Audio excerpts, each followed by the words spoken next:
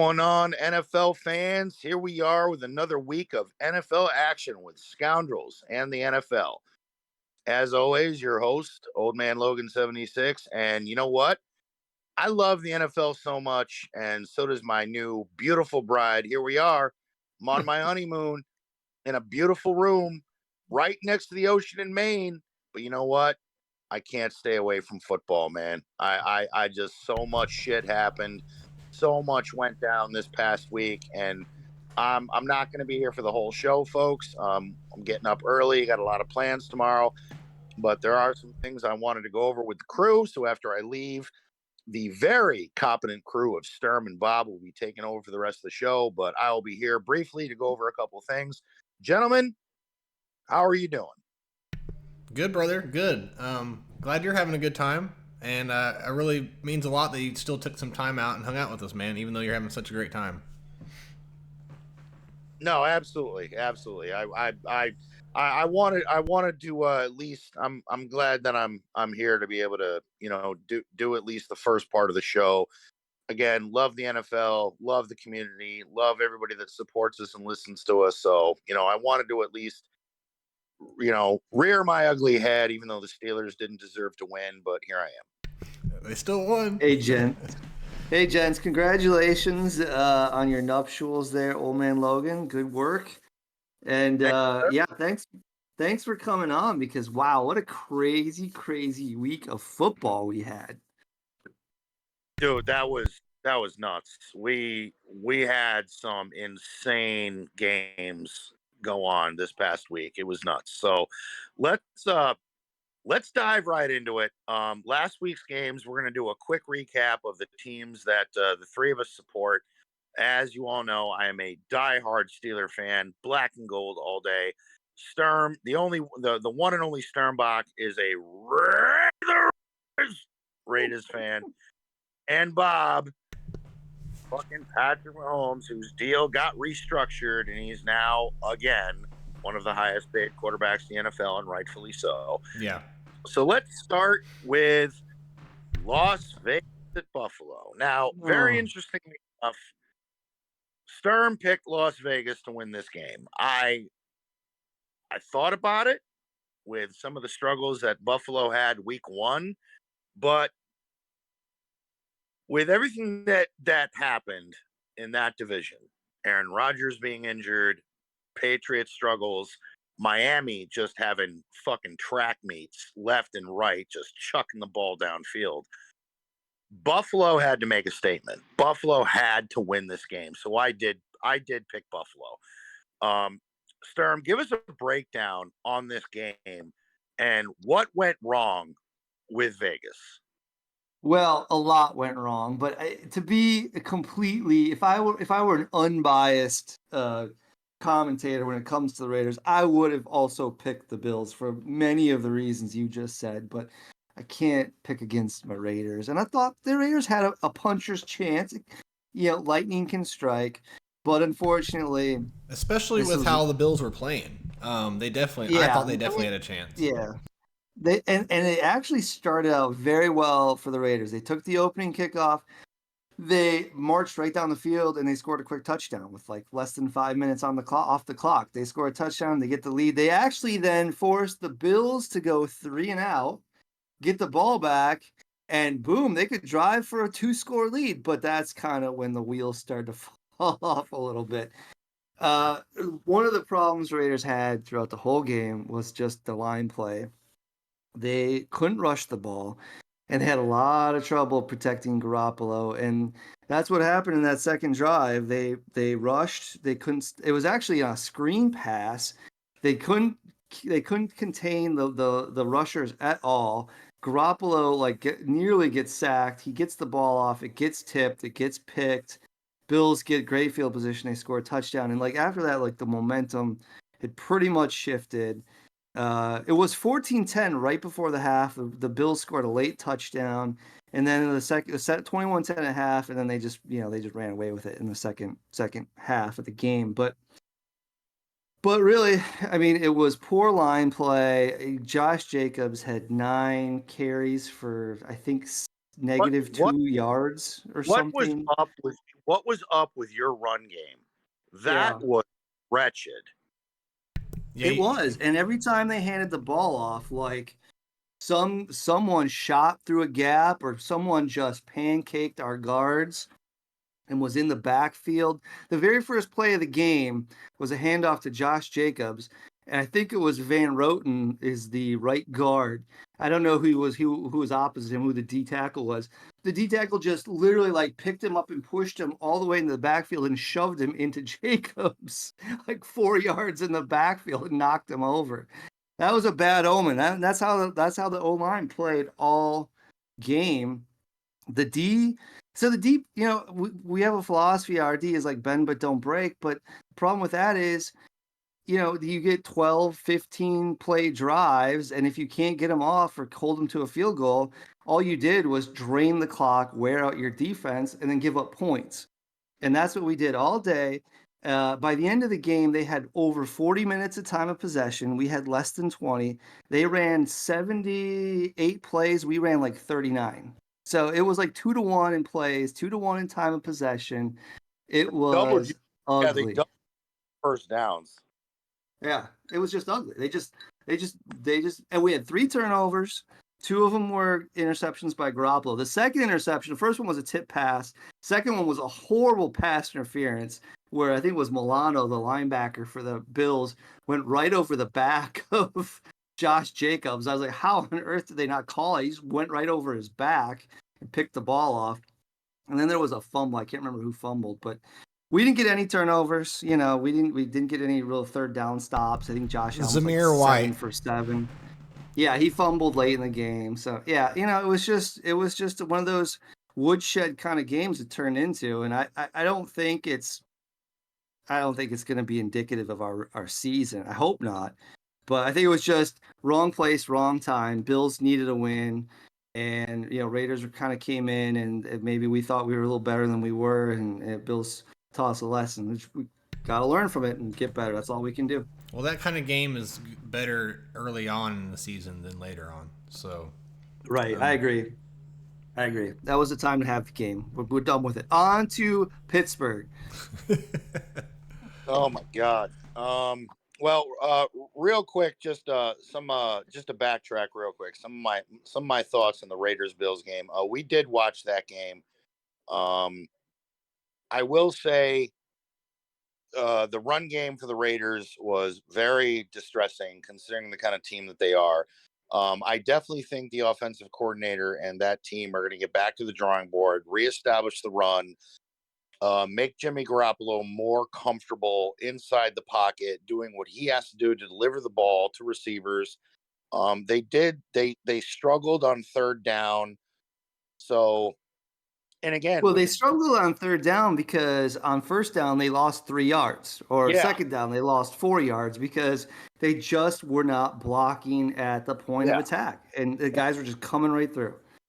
And that was the problem. It was putting Jimmy Garoppolo in third and mid, third and long, situations where at that point the Buffalo defense already knew to do kind of press coverage and play closer to the line of scrimmage to disrupt Garoppolo's throwing lanes. And I think, to Jimmy's credit, they converted a bunch of third and longs, but I mean you can't do it every time. You just can't do it.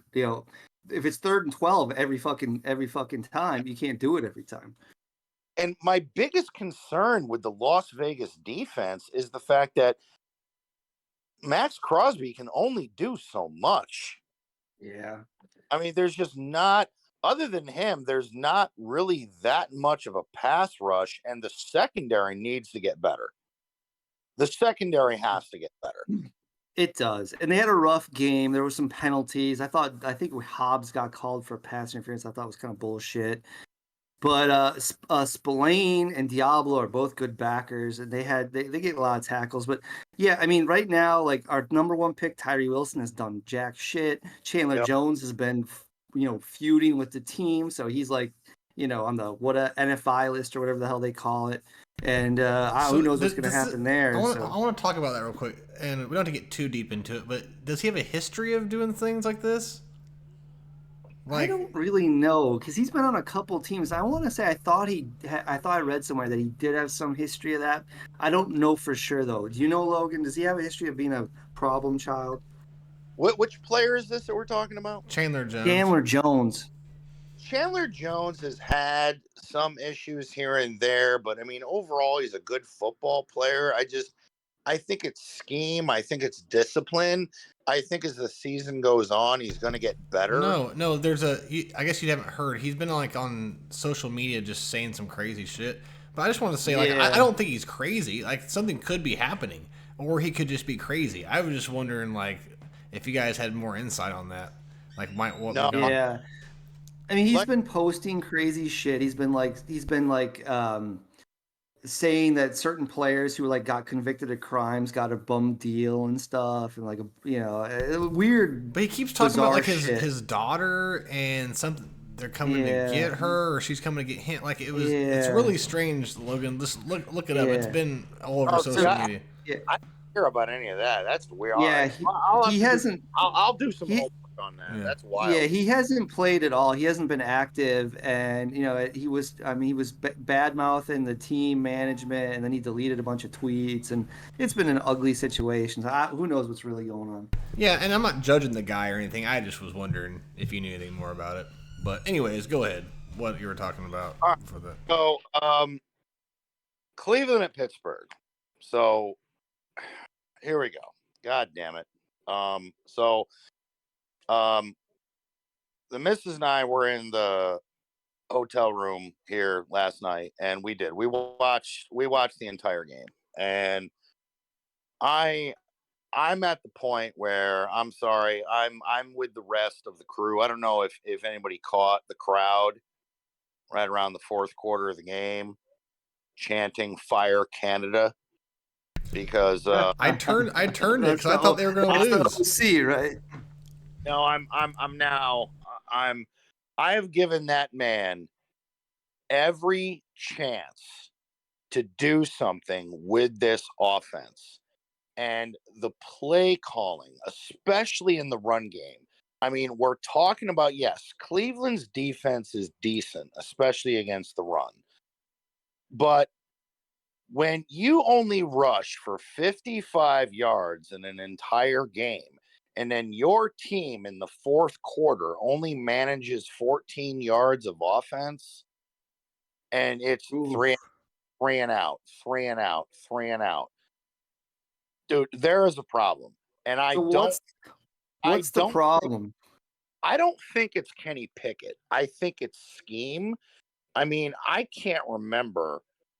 I don't think there were any long passes downfield at any point in that game. I know George Pickens had a 72-yard, or it was either 62 or 72-yard touchdown pass, but that was a 15-yard to 20-yard pass, and everything else after that were yards after the catch. And our defense scored 2 touchdowns. Now, the Pittsburgh defense is elite. I'm sorry. You got TJ Watt and Highsmith on both ends, and you've got, we've lost Cam Hayward, but we have decent replacements in the middle. You still got Mika Fitzpatrick. You still got Peterson. You still got, Joey Porter Jr. made some plays. So the defense is doing its job. But this pitch out, run to the sideline bullshit run plays against these defenses that are so fast. Matt Canada is not utilizing this offense with the weapons that we have well enough to compete in the AFC or in the division that we're in. I mean, the play calling for the run game was absolutely abysmal. Najee Harris, ineffective. Jalen Warren has a couple of spurts here and there, but every run play on first down, we're losing 2 to 3 yards, which is putting Kenny Pickett in third and long situations. And then anybody that watches football, what is the defense going to do on third and long? Sit in the nickel, sit in the dime. And I mean, it's ridiculous. And honestly, and I'm going to be 100% honest. And you know what? All my hopes, thoughts, and prayers go to Nick Chubb. That was one of the most gruesome injuries I've seen on a football field. That, like, when I finally saw a picture of what happened to him, dude, it turned my stomach. Yeah. Like, they it was would bad. show it on TV. That's how bad it was. So, Yeah. And I wish I could thoughts find a and picture of it, but he had the exact same, almost identical thing happen to his knee in college. Now, I'm just hoping the man can play football again. That kind of injury twice. So we will. My thoughts and prayers are for him, for his family. Yeah. I hope it's okay. I don't wish that kind of injury on anybody. Nope. But I'll be 100% honest. If Nick Chubb hadn't gotten hurt, Steelers would have lost that game. I mean, the Browns ran. If we couldn't stop them, I think at one point, if I and again, I didn't do a lot of homework or research for the cast, but if I remember off the top of my head, the Browns ran for well over $140 on the ground. 198. Yeah, dude. Oof. So listen, That's a lot. real quick though, Jerome Ford came in for Nick Chubb, or was the backup to him, and he had 106 yards, and Nick Chubb only had 64. Yeah. So it sounds like Jerome Ford is going to fill in nicely. I don't know who he is, but here's the thing about that: each of those guys averaged 6.4 and 6.6 yards per carry on 26 carries. That's a porous defense right there. Rush defense. That is terrible. And if you look at the defensive scores, and when the defense was the most effective, it was on passing downs. It wasn't against the run. They were on passing downs. And this is where I don't think, everyone's like, oh, Deshaun Watson going to Cleveland. Yeah, that dude hasn't proven shit to me. I think he's overrated. I think Deshaun Watson is mediocre at best. What made that Cleveland team good was Nick Chubb, that offensive line, and Deshaun Watson making the plays when he had to. That was it. Now, if Nick Chubb stayed in that game, Pittsburgh would have taken that loss. I mean, for fuck's sake, Pittsburgh got 14 yards offense in the fourth quarter. Man. That is atrocious. So, and 2 touchdowns were defensive scores, right? Exactly. Wasn't it the first play of the game? You got it pick 6? Yeah, dude, I'm not gonna lie. I was in the missus went to the bathroom. I'm watching the game. That happened. I'm screaming my head off and then had to correct myself. Go to the hotel room. and also thanks to George Pickens because he won me my matchup. I don't know if it was in our league, but one of my leagues. In fantasy. Yeah. Dude went off. I'm gonna do a quick preview right now because we're talking about my team. Next week, I picked the Las Vegas Raiders. Pittsburgh is going to the Raiders. I'm picking the Raiders, and I'm going to tell you why.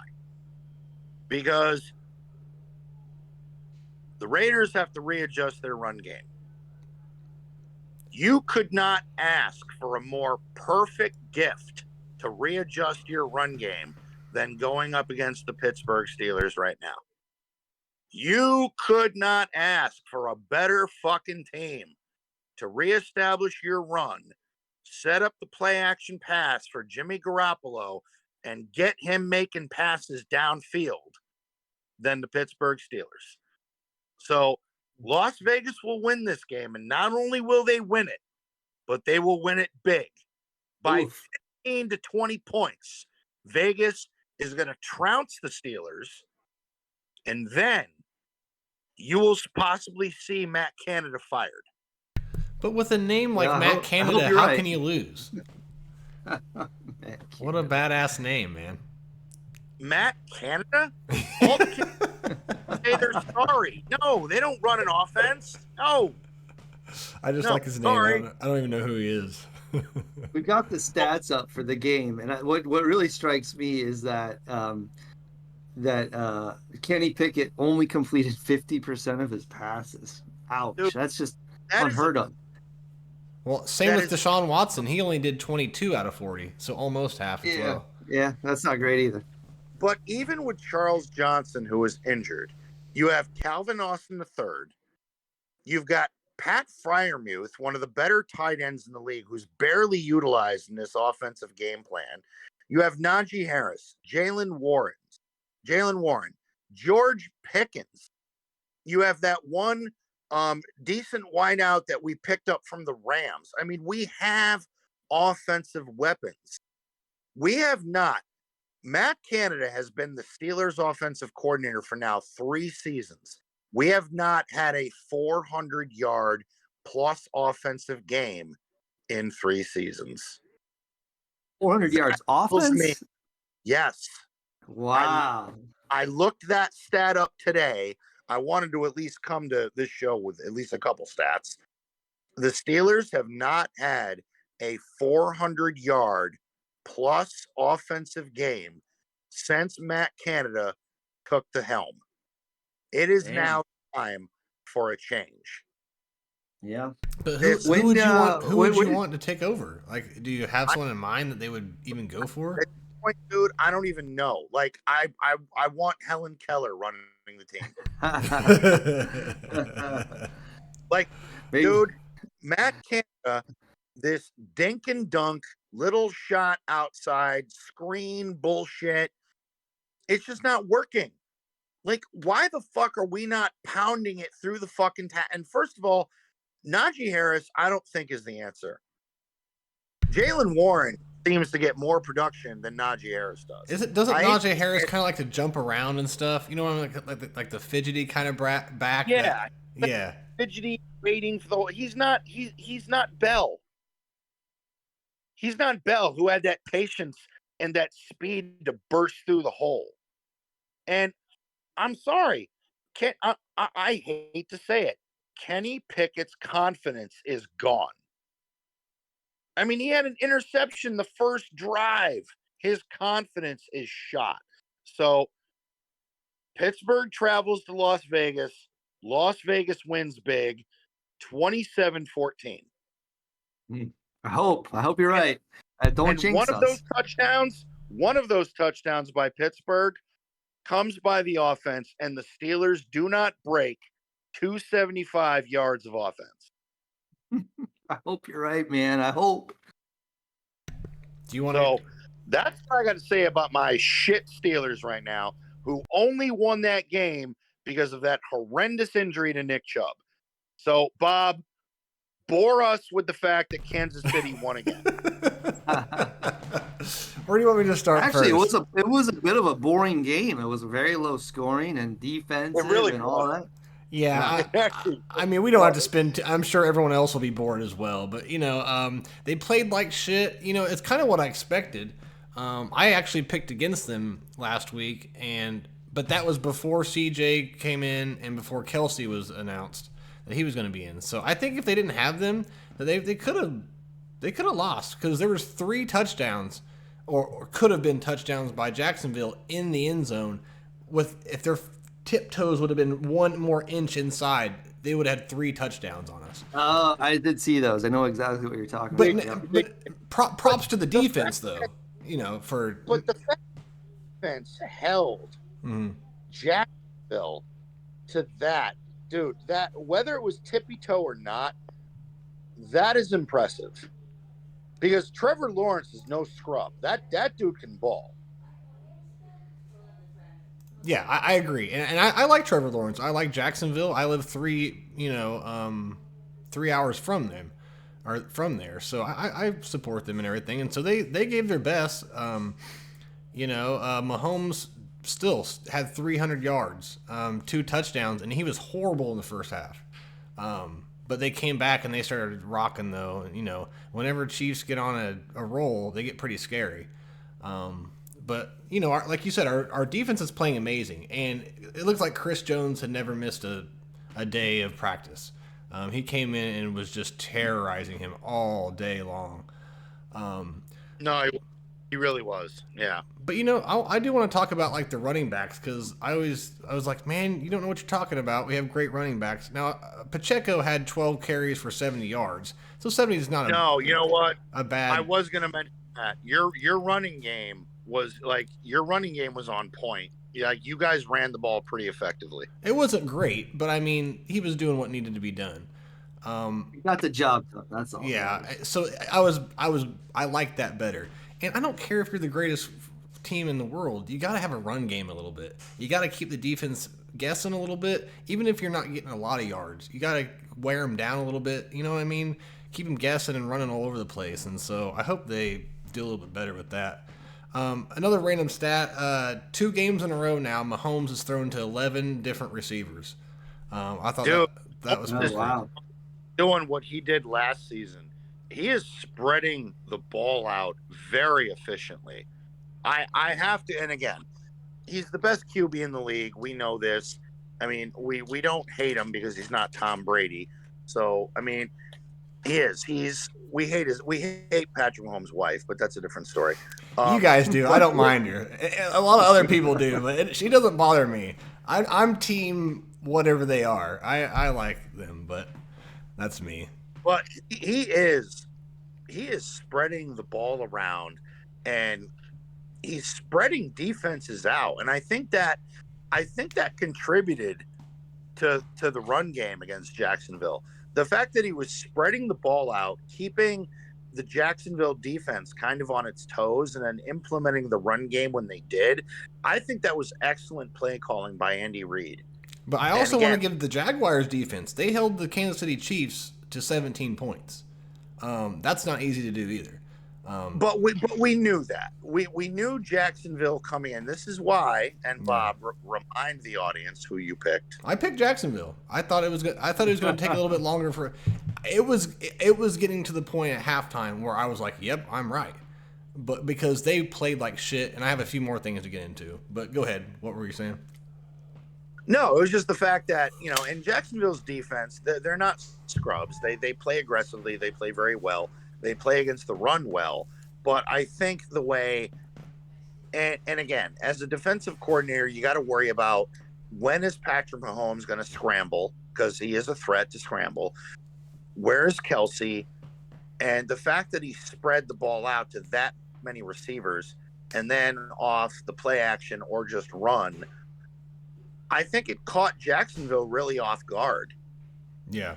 And, again, how your defense played, you could tell Trevor Lawrence was frustrated. Oh, yeah. Chris Jones, man. But the whole defense, man, not just Chris Jones. The defense is actually might be top 10 this year, the way they're playing. And that's not even could be. That's not even a hot take, I don't think. Now, go ahead and lick your chops against Kansas City's next pick. Okay, well, hold on. I don't want to get to that because I do have a couple more things. I want to say that. Well, yeah, I have one thing. I have one thing I want to say. Yeah, go ahead, buddy. To rub Logan's face in this a little bit. The Chiefs against the Jaguars had 3 turnovers. They scored 17 points, and they had 399 yards of total offense, one shy of 400, which we know that the Steelers haven't broken in 3 years. I thought that was kind of good. One of the shittiest games you'll ever see the Chiefs play. They had 399 yards of offense, even with 3 turnovers. Hey, we had 4 total turnovers the entire game, and still won. So it could still have been lost. And another thing I want to say is Travis Kelce, man. He caught a touchdown, but let me see what else he had. He only caught a touchdown. He had a personal foul at one point, didn't he? I remember seeing that. But they didn't show anything on TV. Some broadcasts will show it, and they're all about it. Some won't. And all I saw was him rip his helmet, straps off, and then they threw the thing. But we could have not seen it. But then he's, fighting people after the game. The game's over, everyone's, shaking hands, and he's over there fighting with somebody. Really? Well, yeah. That's not like he's all fired up from dating Taylor Swift. Yeah, I was just gonna say that was the memes too. We even said if we lost, we would blame Taylor Swift and all that stuff. Yeah, dude, when Tony Romo lost, we all blamed Jessica Simpson. Right.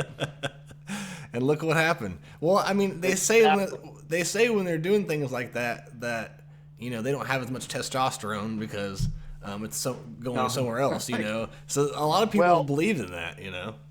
Well, Mick and Rocky said it best. He went, "Women weaken legs." He said it the best. Yep. Oh my God. Yep.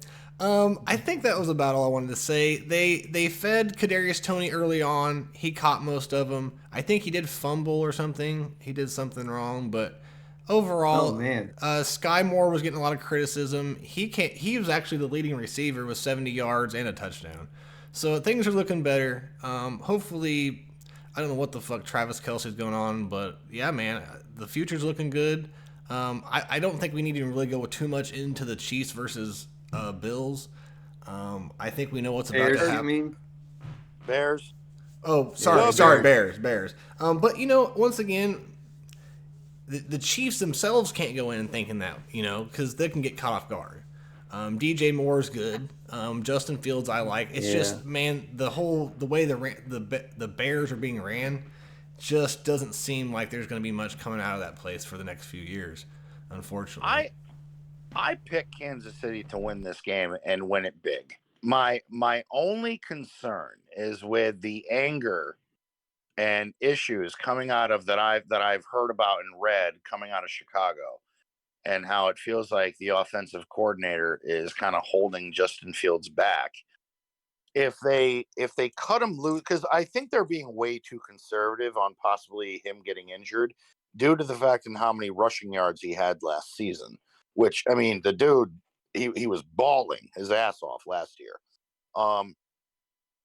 If they cut him loose,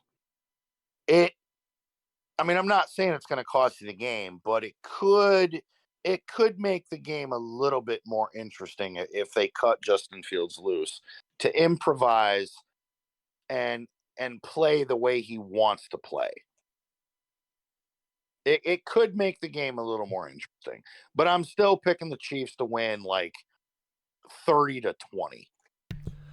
Yeah, Chiefs are gonna blow them out. Yeah, because I mean, if they were chasing Trevor Lawrence around, they're gonna be chasing him around, and I know he can run and he can throw while he's running.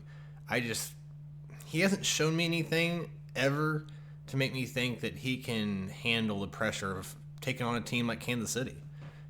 Yeah, it's just like snack food for them, and I'm not saying that just to be so confident. I just think that's what it looks like. That's about all I have to say about that, really. I think probably most people agree. So, guys. So we did cover the Nick Chubb injury. I am gonna say I haven't. It came up on my phone. I did notice it in last night's game. I was shocked nothing happened. But apparently the NFL is going to be taking some disciplinary action against Deshaun Watson for shoving a referee. Really? I didn't see that. When? Oh, he shoved a ref right out of his way, and a player cannot touch a ref like that. Was that walking off the field? He was pissed off, or was that during the actual game? No, it was during the actual game. So I think he was walking off the field or doing something to the effect. I got to check the data on that, but. Another interesting stat that I had was, I know a lot of people say that this is now a passing league and running backs are not getting the due respect or the pay that they feel that they're owed. Now, last week, I think every winner from this past week, other than obviously fucking Pittsburgh, because we couldn't run through a defensive line of toddlers. Other than Pittsburgh and I think one other team I don't remember off the top of my head, every winner last week rushed for over 100 yards. Now, you look at teams like Minnesota who lost. They had 28 yards rushing for the entire game. Minnesota is in trouble. And I hate that because I like Kirk Cousins. I think he's a good guy, but that team's in trouble. Same. But while NFL owners and scouts and analysts are all, it's a passing league, man, you look at the winners this past week, and yeah, they put up some yards on the ground, but they also had over 100 yards rushing. Yeah. I mean, look at the Falcons. They won 211 yards on the ground. And you look at Detroit. Detroit lost. Jared Goff finally threw a pick. He had 2 touchdowns and like over 300 yards passing. But their run game was an issue. So again, this is a game of yards, and having an effective run game, I still feel is incredibly important in this league. I mean, I think you're right, but here's the counterpoint to that. Well, look at the Browns. They almost had 200 yards of rushing. They lost. Now, they lost for other reasons. I feel like that's an outlier when the defense scores twice. Yeah, I think so too. But again, it's no guarantee to have a great running game that you're going to win a game. But it's not necessarily that you need running games are important. I think the problem is these running backs can be replaced very easily. And again, let's look at what happened last night. Nick Chubb, I don't know how much he makes. He's got to be one of the top 3 or 4 paid running backs in the league, who's now gone for the year. No. And he's done. His salary is locked in, and it's wasted. Now, I don't want to say wasted. It's not the right word, but you know what I mean. Like they paid him a boatload of money. Now he's injured, and now you got a cheap guy, this Ford guy, who rushed for over 100 yards last night in relief, and he's going to be the guy going forward. And he's probably going to be.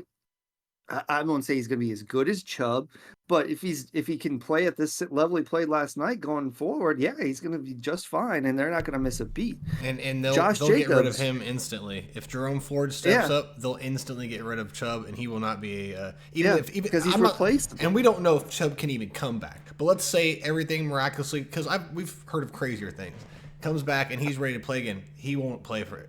We will not see him in a Browns jersey again. I guarantee you. And Josh Jacobs holds out for, I think he got paid $12 million. Last game he had -2 yards, and the week before I think he had 20. So it's like, what the fuck? How much per yard are we paying him? It's like $1 million a yard so far. Okay, it's ridiculous. Yeah, right. What was it like 3 or 4 years ago? Who was the top running back with Arizona? What was his name? I know you guys remember him. It wasn't that long ago. Arizona, he led the league in rushing. Yeah, dude, he was like the top running back, but they sucked, so they just wore him down for 4 years or 5 years, and he wasn't anything. Dude, I don't remember his name, but it wasn't that long ago. It was only 3 or 4 years ago. But they've got James Conner now, who was picked up by Pittsburgh, and now he's like their leading rusher. So I don't know who was after that. But no, this was several years ago. He was the leading running back for a long time, and he was really, really good. He might have went to the Texans later on. But I don't know. I'll look it up sometime and I'll message y'all. But then you look at like Baltimore lost their starting star running back, so they lost him for the year. So what do you guys think? Is it more of a fact of owners don't want to pay running backs the big bucks because defenses are faster, hits are coming in harder, these guys are getting injured? And now you look at what happened with Baltimore. You look at what happened with Cleveland. It's both. Why? You do a combo, right? Money on a running back who, if he's tackled the wrong way one time, he's out, and then you've given him a bunch of guaranteed money to be out for the season. That's it, and it's 3 factors. It's injuries. I mean, I don't know what the stats are, but that position probably has to suffer the highest rate of injuries. No, running backs suffer the most, unless you're, Derrick Henry, who just is a fucking machine. Yeah, and even if it's not season, like, look who's out again. Saquon Barkley's out again. That guy can't stay healthy to save his life. Yeah, he's missed so much time. So it's a combination of injuries. It's a combination of they're replaceable, that like you can put in a guy like who's a 3rd, 4th round draft pick who's on his rookie contract, and he's gonna he might not be as good as your superstar, but he's gonna be good enough to get you the win. And then the third factor is the longevity. Even if you stay healthy, how many good years do you have? I mean, you can look at the statistics for running backs who get 1,000 yards in their late 20s and early 30s. It doesn't happen anymore. These guys just don't do it. They drop they off. don't. Look at Ezekiel Elliott. So it sucks for them, but that's just the nature of the beast. It does. So before I head out for the night, I have one last game I have to talk about because the lovely missus is part of the pick, so we have to talk about her game. And the Giants Best comeback ever in Giants history. Well, yeah, greatest comeback in Giants history. By the way, let's talk about that real quick. God damn, I am not gonna lie. After the Giants had been outscored 60 points to nothing in a game and a half, dude, I wrote the Giants off. Yeah, I did too. But Arizona, I went, dude, Brian Daboll, what the fuck are you doing? What is happening here? And then the Giants scored. And then they scored again. And then they scored again. And they won the game. So while they're going into this next game with a lot of momentum, let's talk about the opponent. The San Francisco fucking 49ers. Now, I will be 100% honest. My wife, who does not pick with her heart, she picks with her head every game. Not only did she pick San Fran, but she picked San Fran to win big. I wouldn't disagree. Yeah. So, no Saquon Barkley, injured. Short week. Don't even know. Short week. Don't even know who their fucking backup running back is, to be honest. Breida? Is it? Oh, yeah, it's Breida. Yeah, right, she's right. Or, Daniel Jones is probably the leader now. Daniel's like, right? Yeah. Daniel Jones is going to be running the fucking football. But, dude, this San Fran team is fucking legit. They are playing on a different level. Yeah, they are. So I'm thinking San Fran 37-14. Oof. Yeah, it could be that ugly for sure. Yeah. I think it'll be more than 14, but it's not going to be pretty. No, I don't. With that defense, no Saquon. You got Nick Bosa. I mean, I'm sorry. I think Daniel Jones is going to be running for his fucking life the entire game. And then you got Christian McCaffrey just doing whatever the fuck he wants. Yeah. It's going to be ugly. The Giants allowed the Cardinals was 20-0 at halftime. That was the score. Yeah. And they play that well. They play that way against the Niners. It's going to be 35-0 at the half.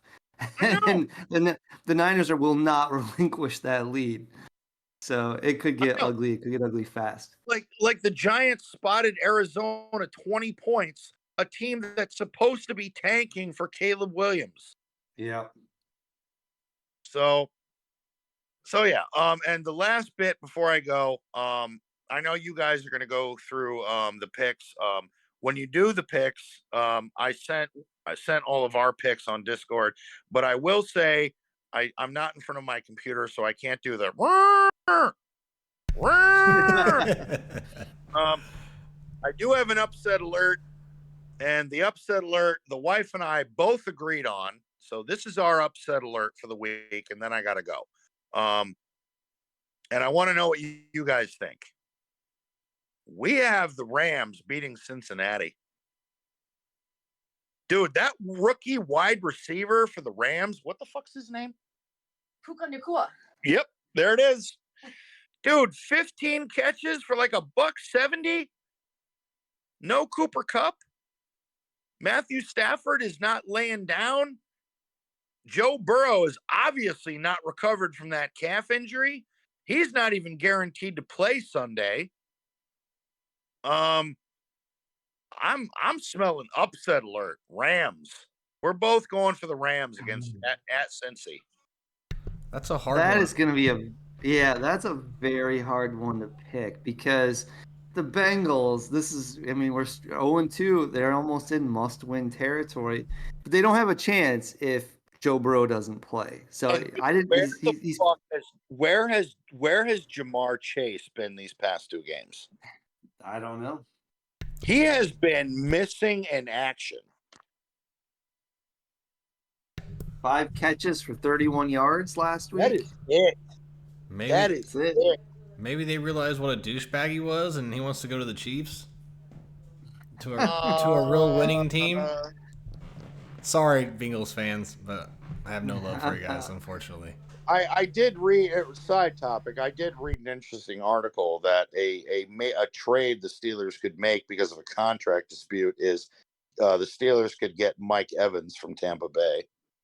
Dude, and he is fucking consistent. No one talks about him. No one gives him that much nobody credit. does.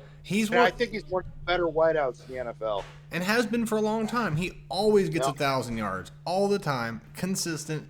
And he is going off this year. And he's with Baker Mayfield, which is, I don't hate Baker Mayfield. It's kind of cool how good they're doing this year. Yeah, well, you'll read it in my picks, but the Baker Mayfield train stops this week.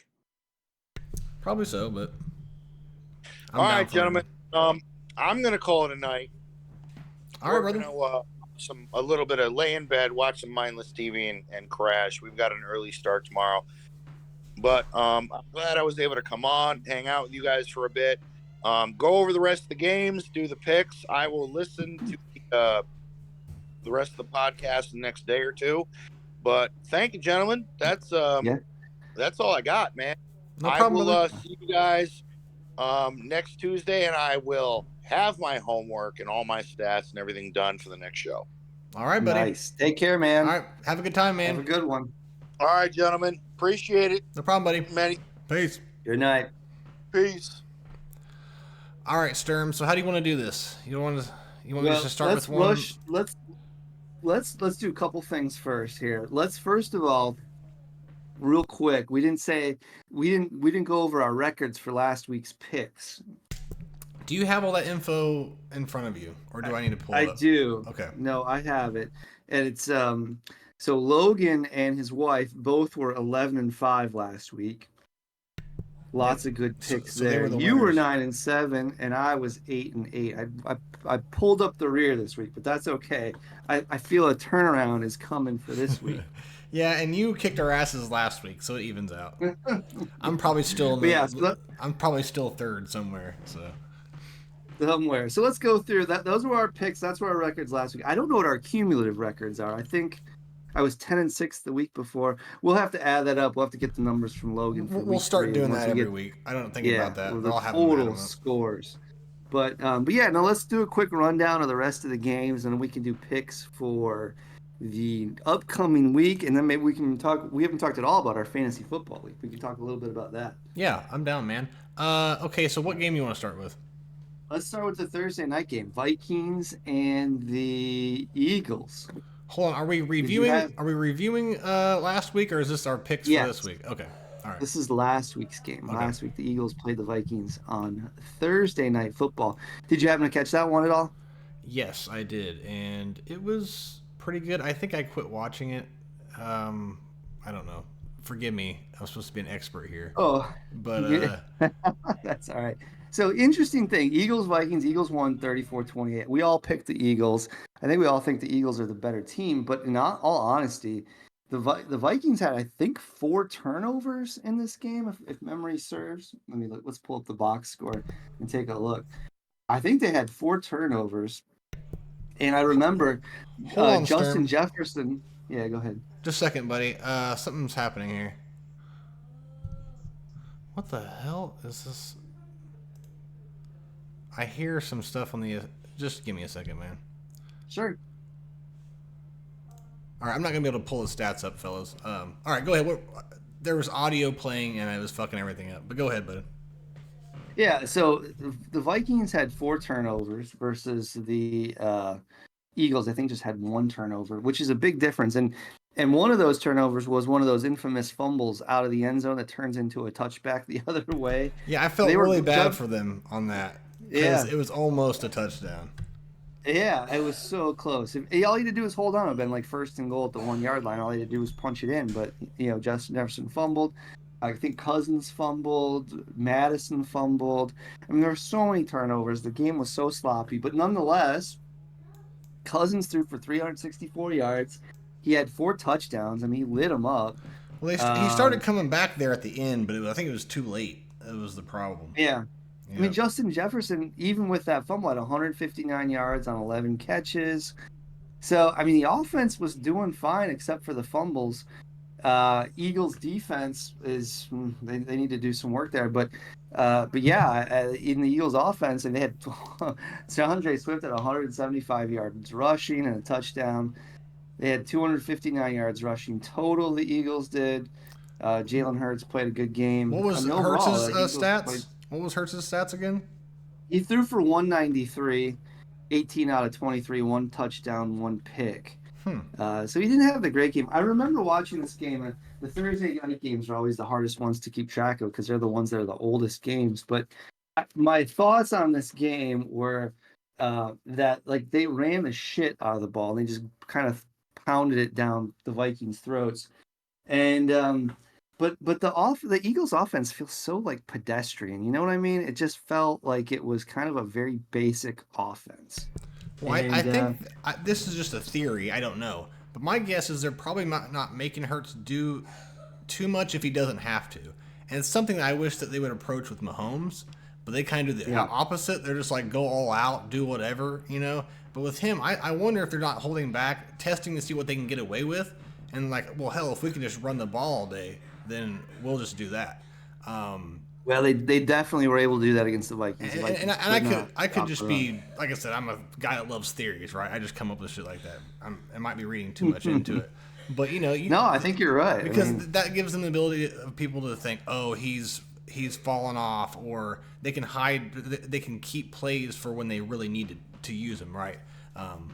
So I just think that when you get 259 yards rushing, I mean, that's a monster number. Yeah. That's what the team had, the Eagles, and it was too much. The Vikings have 4 turnovers, and that's kind of the story of the game. Couldn't stop the run and couldn't keep the ball. But again, Kirk Cousins had a great game, and there's a lot of chatter. I don't know if you've heard Kirk Cousins going to the New York Jets. But have you heard that rumor there? So is that real? Bones? So I get on. The reason I am on Facebook is for video game news and NFL news. That's the only reason I'm on there. And I've been seeing that, but you know how you see, I don't know if you're on Facebook or whatever, social media, you'll see like these meme trades or they're fake, and I just can't ever tell anymore. But I have been seeing that, but I didn't know how much weight those rumors were holding. Do you think there's some weight to them?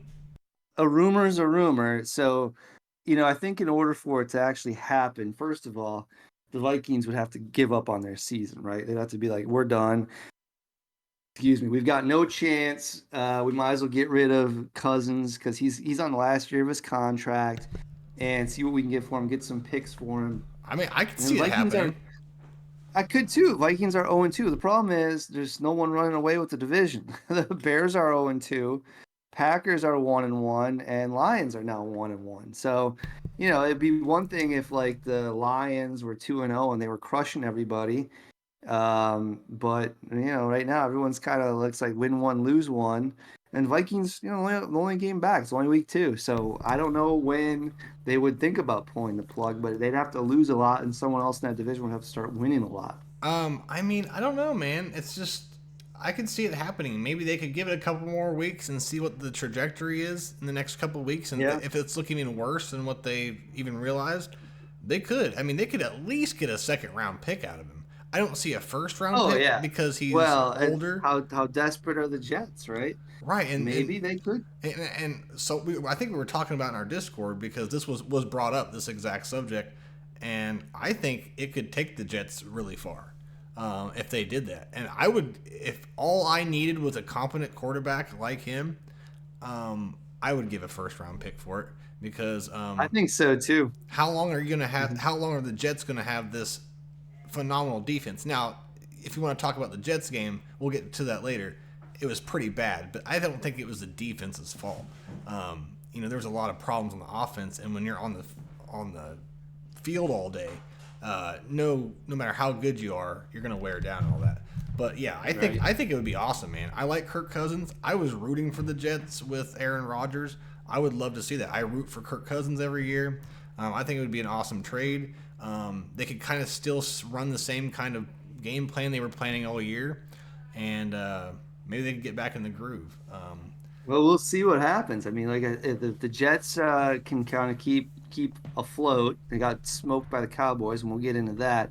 And if the Vikings tank, then yeah, that could definitely happen. And see what can happen. It could change the complexion of the Jets season after they lost Rodgers to that injury.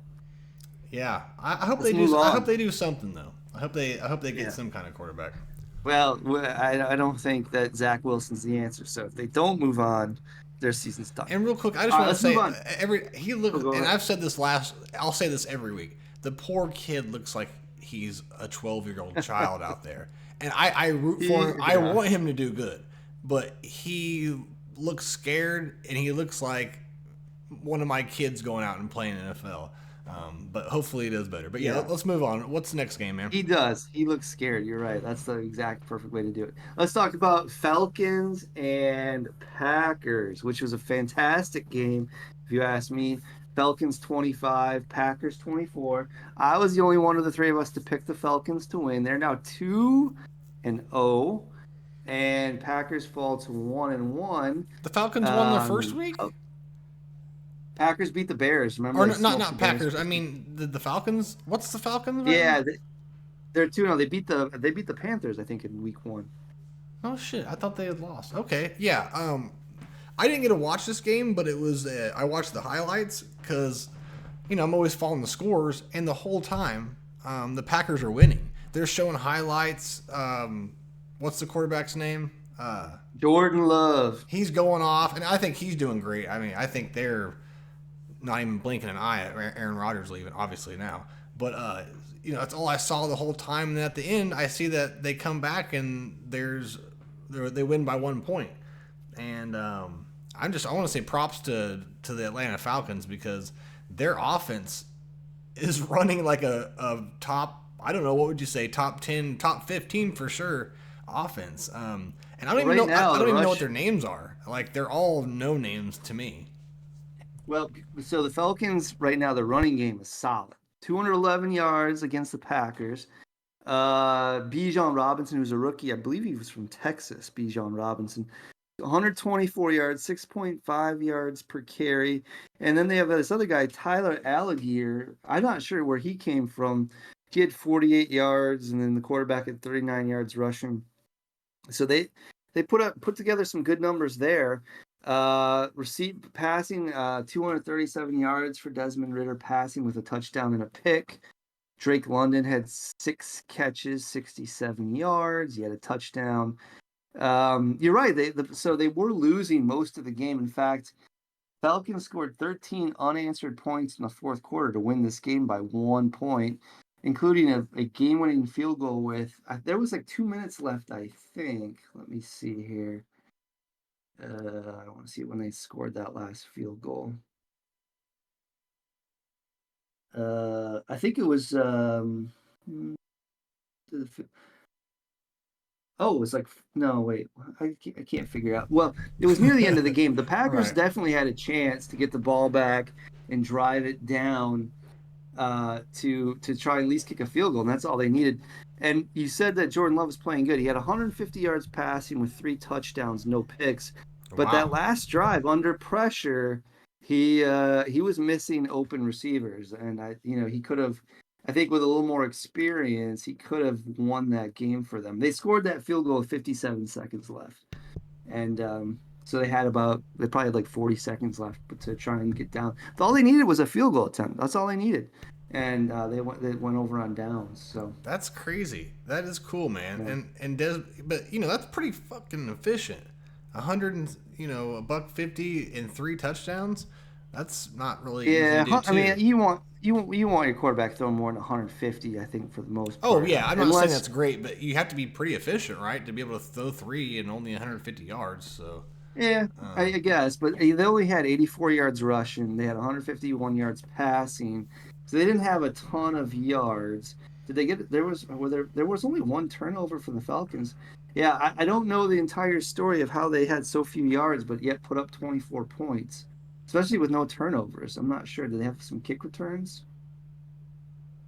I'm No, not sure. no punt returns, no kick returns. Yeah, I'm not sure. I'm not sure how that happened. Maybe they went for the fourth down a bunch of times. They got short fields. Who knows? Blacksmith, red zone passing. Yes, sir. Yes, sir. So yeah, I don't really have much else to say about this one, but I'm proud of Atlanta. I've always been kind of fond of them. I live only about 6 hours from Atlanta, so I always root for them. And Tony G played there, so it's cool to see. Even though I don't know who the hell they are, we do now, and it's gonna be fun to watch them. But I think both these teams are gonna do great this season. I think they're gonna be kicking ass, and I think there's gonna be a lot of heartbreaks in the end of the season. It's gonna because all these teams that we wrote off already from day one in NFC are starting to make a name for themselves. Well, the interesting thing right now in the NFC South, you've got Atlanta 2-0, New Orleans 2-0, Tampa Bay 2-0, and then Carolina 0-2. So 3 teams right there undefeated to start off the season. That's crazy. 3 teams that nobody really gives a shit about thinks they're going to do anything. Yeah, that's gonna be crazy. Because Yep. all three of those, I could see any of them losing every game. You know what I mean? Yeah. In a way, I'm not I saying don't every think game. anybody. I mean, but- somebody has to win the division, but other than that, I don't think anybody has any of those teams going to the playoffs, right? And those are the funnest as a football fan. Those are the funnest divisions to watch towards the end of the year. Yeah. But All right, you got anything else to say next. about that one? Okay. No, I'm good with that one. So we already talked about next would be Ravens Bengals. We talked about that one a little bit about Joe Burrow, and we know how much you hate the Bengals bones, right? Yeah. But I mean, do you have anything more detailed about it? I didn't get to catch this one. I don't think. I don't remember. No, Can I I come? didn't see much. I mean, it was close. It was 27-24. Joe Burrows didn't have a horrible game. I mean, What he were his had. stats? Let's look at the stats here. He had 222 yards passing, 2 touchdowns, up 1 pick. Okay, that's not bad. Um, yeah, that's not terrible. I wish Uh, I would have watched it. I didn't get to see highlights or anything because I don't know what caused the loss or anything like that. But were the there's Ravens no. just balling out on them? Was that the problem?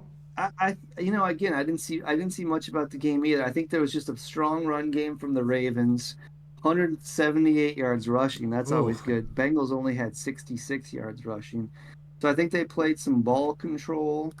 33 minutes of time of possession. They had 415 total yards to the Bengals 282, 26 first downs. It just sounds like one of those games where they kind of controlled the clock, controlled the possessions. They let their running game dictate to the Bengals, and I think that's what happened here. Anything? 70 plays for the Ravens, only 57 for the Bengals.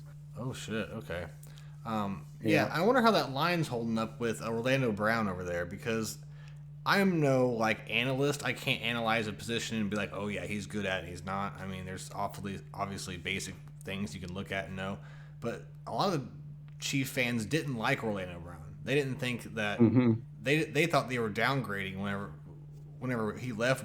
Everyone was happy. I don't really know. He did his job. I thought we won the Super Bowl with him. So Well, I think the Chiefs are struggling a little bit without him, right? Who the replacement is that guy who everyone was making fun of week 1. Okay, I know we already talked about this, but that was one of the big things I wanted to talk about. He got benched mid-drive. Because he had 4 penalties, right? Like in a row, man. And then he was just doing weird shit. He was going back to do it, and it was almost like he's like trying to throw, like he was on our team, but didn't like us or something. He was trying to tell the other team what we're doing, things like that, like doing things on purpose. Like that's what it seemed like the last 2 things. But then Andy Reid said that he put him back in. I didn't see this, but I guess he made some key blocks in the end that helped win the game and all that. But he's definitely something to watch. It's strange, man. It's a strange drama. This guy, I've watched football for almost 20 years, and I've never seen a guy jump around, move around on the line, and no one say anything. He keeps jumping off the line, and he didn't do it as bad, but he started doing it, and false starts. Yeah. And dude, I think he might be the highest paid player on our line. Mind you, we had Joe Tooney got paid huge. Lots of bank. I'm trying to think. Our other ones, they might be the only 2 that have a lot of money into them. But either way, Jawan Taylor's his name. He had 5 penalties, 2 He had 2 false starts, 2 holdings, and 1 illegal formation. So I assume he was back too far from the line, which was one of the things that they pointed out during that Thursday night game. He finally got flagged for it. So, and he did get benched during a drive. I guess he got back in the game, but yeah, that's brutal. So 5 Blacksmith penalties. in the chat said that Taylor had 0 pressures in the game. So okay, I mean, if he's doing his job, he's strange, man. Yeah. I don't give a 5 shit. penalties, 0 pressures. And all right, well, either way, it works. Yeah. They won the game. Yep. But back to the Bengals and the Ravens. I think that's it. So one of the things about we talked a little bit about already is moving forward. Rams is the old man's upset pick. Do you think the Bengals? This is 2 years in a row. Bengals start 0-2. Last year, of course, they make the playoffs. I think they were the 3 seed last year. Didn't slow them down last year. What do you think this year? What do you see the Bengals moving forward? Are they going to be a playoff team despite this rough start? See, I didn't realize that, and I don't know what the stat you said, but I thought it was like 4 out of 5 years now they've started 0-2. Does that sound right, or what did you say? Well, I know it's 2 years in a row. I don't know if it's 4 out of 5. Let me see if I can find that. It was something crazy, and I was like, oh wow, they're off to a bad start, and then I saw that stat and I was like, nah, they'll be back. And he had a pretty decent game. He got hurt, man. He's getting back into the groove. He was gone most of the entire training season, whatever the hell it's called, training camp. Training camp. So I'm gonna, even though I despise them, I'm gonna pick them every time because they've got to be beating themselves. Otherwise, it's hard for them to lose. Well, we have a significant disadvantage picking this game because we don't know what Joe Burrow is going to be available for this weekend. If he's not available, I pick the Rams all day. If he is playing, I'm probably leaning Bengals. But God, that's still going to be a tough one because the Rams are good and they're well coached. And right now, Bengals are not showing a whole lot. So Matt Stafford drives me insane. But we'll talk about that later. Yeah, we'll get to that one. All right, next game we have. Oh, here we go. Oh, not Stafford. We have golf. Seahawks, Lions. Oh yeah. The supposed Super Bowl winners. This is the Super Bowl picks that everyone had. Seahawks, Lions? No, all the experts and all the people on social media that after the first week of the Lions winning, they're going to the Super Bowl now. Well, we all picked the Lions and we were all wrong. Yeah. And Seahawks pull it off in OT 37-31. I'm proud of Geno Smith, man. Goff. Yeah, he had a great game. 328 yards, 2 touchdowns, no picks. Jared Goff had 323 yards, 3 touchdowns, and he had 1 pick. And I think everybody knows his near record streak of passes without interception was finally broken. It was a pick 6, wasn't it? I believe. Was it a pick 6? I could be wrong. But I thought it was a pick 6 that he threw, and it was his. No. Wait. Yes, it was. You're right. It was a pick 6. Yep. Trey Brown, pick 6. Yeah. That was a crazy game, but I wasn't surprised by the result or anything. I don't know. I don't really have much else to say about that. What do you got to say? I was a little surprised. I thought the Lions would. I mean, the Lions played well enough. I mean, defense was a problem. Obviously, when you give up 37 points, the flow of the game. They had the 14-7 lead at halftime. They couldn't hold on. It was 31-31 at the end of the game, and then of course they scored this touchdown in overtime. I didn't see the final play, but I heard that Seahawks were holding Aiden Hutchinson, who we now know is the Lions' awesome pass rusher. Yeah. Thanks to you. So I didn't see the play, but that's what I had read or heard. So I don't know about that. But, this was a game that honestly probably could have gone either way. Yep. Both the Seahawks needed it more than the Lions did. They needed a win. They couldn't go 0-2 start the season. And they got the win. It was a close game. They got the win. I think that one of the problems, this is sometimes, when analytics, these coaching analytics that people talk about, on 4th and 1, you go for it because 80% of the time you're going to convert. Well, I think they failed on like 3 4th down conversions. The Lions did because they kept going for it. And I think Here's the irony: did they throw it or run it? Were they throwing it or running it? That I don't know. Let's see.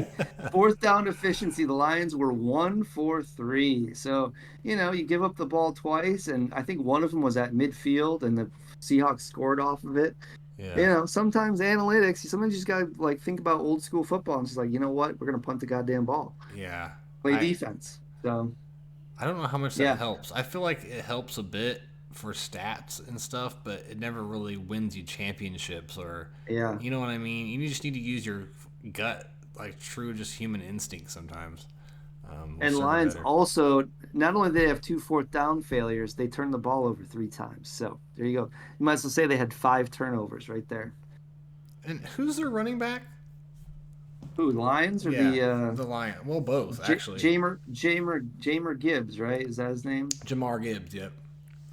And then David Montgomery, who came over for the Bears. He had 67 yards and a touchdown. Gibbs only had 17 yards, so that wasn't that great.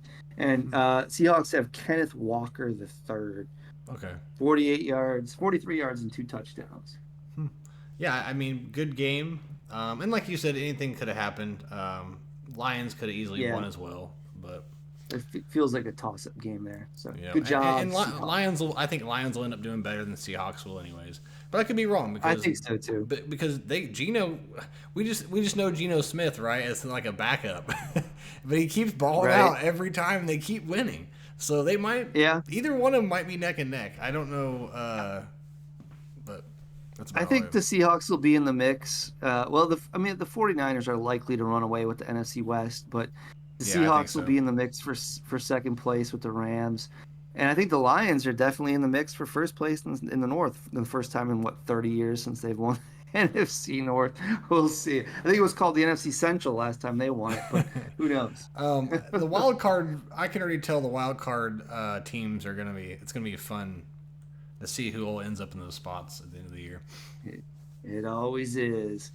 All right. Next up, Titans Chargers. We all picked the Chargers. We all were wrong. What a bunch of idiots we are. I think the whole world keeps picking the Chargers, and we all keep getting proved wrong.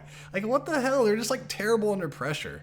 What was the score again? So 27-24. Chargers or the Titans had a last-second field goal to win the game. I remember that. Yeah.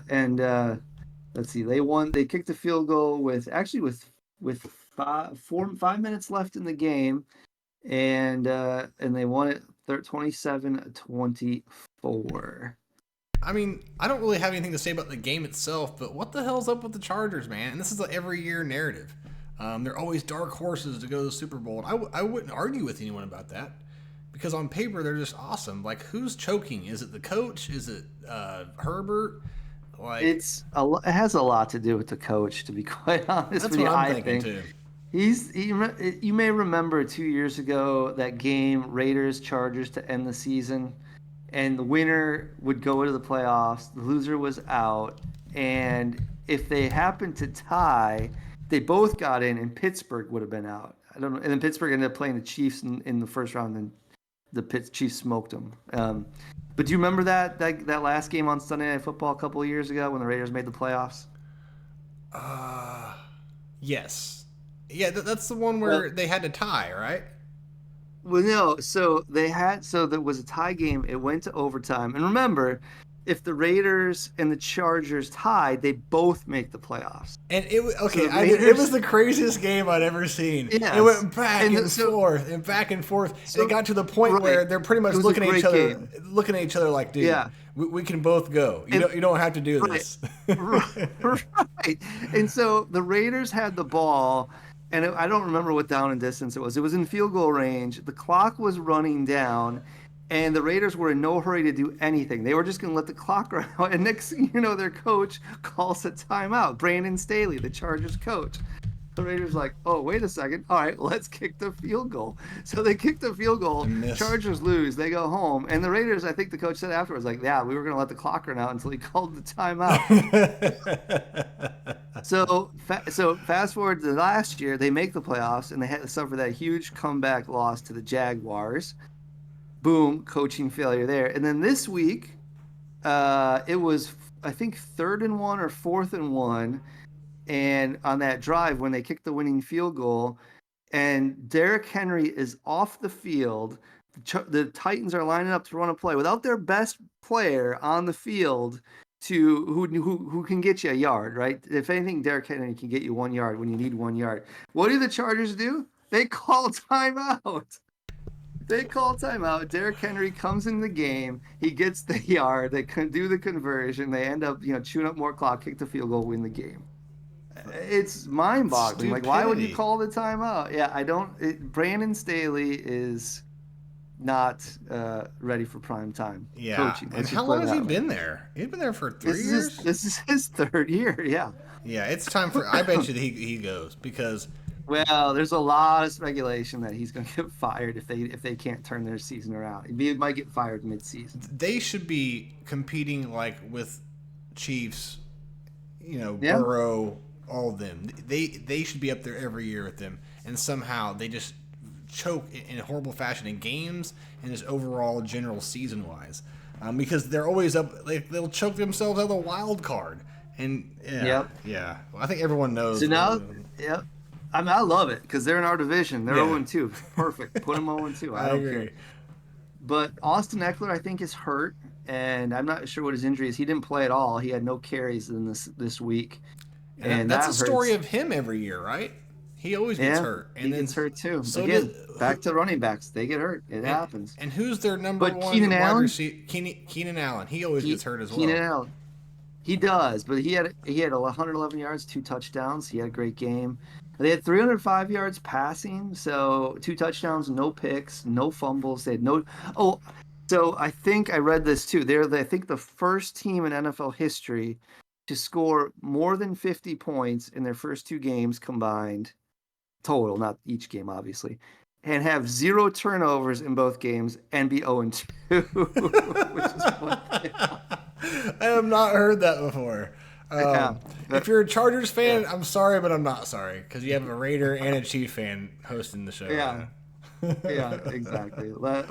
That's great. We love it. So, and Ryan, we know how Ryan Tannehill is. So Ryan Tannehill, who threw 3 picks the week before, went off. Has 0 picks, 1 touchdown, 20 out of 24. So I mean, he was almost perfect. 246 yards. I mean, that's vintage Ryan Tannehill right there. That's what you want that guy to do. Yeah. He's just managing the game. He's not trying to be a hero. And they'll usually win. If he doesn't make mistakes, he'll usually win. Yep. 141 yards rushing. They controlled the ground, play some defense when you need to, and manage the game. And frankly, I mean, the Chargers are a way better team than the Titans are, and yet they lost the game. Yeah, and I think the Titans, if they would just get I'm sorry, I know Tannehill is like a Dollar General Alex Smith. I get it. He does what he needs to do. But they need to take a chance on somebody, whether it's in the draft or something, and just try something different. Because, they stay pretty much steady as far as defensively and just overall as a team. It just seems like Tannehill is what's keeping that team from going over the hump. Do you disagree? Well, they draft. You're right. They drafted Malik Willis last year, the guy from Liberty, and this year they drafted Will Levis in the first round. But I think they want those guys to get a little more seasoning before they throw them in there. Oh, they did. That's my guess. They did draft a quarterback. They did, yeah. So they got his replacement, but he's just a rookie. And even Malik Willis. Malik Willis is more like a Justin Fields kind of guy, a guy who runs around a lot and can throw it. Yep. But I mean, they still, after having him on the roster for a year, they just went ahead and drafted Will Levis from Kentucky. So I take that to mean they don't put a lot of faith in that guy either. So who knows? All right. Yeah. Anything else, man? I think we're done with that one. Let's move on to Bears Buccaneers. Bears and Bucks. Yeah. Yeah. We kind of talked about this earlier. I don't hate Baker Mayfield. I hope his success continues. I never cared about Tampa Bay until they beat me in the Super Bowl, or the Chiefs in the Super Bowl. But I hope they do well. I don't really care either way. As far as this game, I was surprised. What was Baker Mayfield's stats? 26 out of 34, 317, 1 touchdown, 0 picks. Oh, he only had 1 touchdown. Okay, well, he didn't go off, though. I thought he had went over 300 yards, though. I mean, that's not too shabby. Yep. No picks. I mean, that's what you want out of Baker Mayfield, right? You don't want him to play hero ball, manage the game. Yeah. I don't know what else you got for that game. I mean, it wasn't one that was really on my radar too much. No, I mean, it was one of those games we all picked. I think you picked the Bears. You got that one wrong. Oh shit, I picked the Bears too. Well, we didn't And then expect that success to Logan keep picked riding. the Bucks. Yeah, I mean, I was kind of expecting the Bucks. I do think the Bucks are a little. They're 2-0. I don't think they can sustain it with Baker Mayfield, but maybe I'm wrong. I expected more out of Justin Fields. He had 2 picks, 200 yards passing, 16 out of 29. Nothing great. He did have a touchdown. I watched some of this game. He didn't look fantastic. The Bears offense doesn't look good. So the question is Justin Fields really going to be the guy moving forward? I don't know. That's what I was about to say. Like, same question to you that I said about the Chargers. Like, I don't think Justin Fields is that bad. I think it's the coaching staff once again. Maybe some talent, lack of talent a little bit, but it's a brand new coaching staff this year, so his first year coach, and they brought in DJ Moore and they brought in Chase Claypool to help with the receiving. They could use a better running back, I think, than Khalil Herbert, or at least a better ground game in general. But yeah, I don't know. I'm not optimistic about the Bears this year. They could be they could be the worst team. Yeah, I think they're down towards the lower percentage of the overall teams. Yeah. And I, once again, have nothing against them. I root for them most of the time, but yeah, it's not looking good. Except when Jay Cutler was there. I hated them then. I hated Jay Cutler. Because he's a Bronco? Yeah.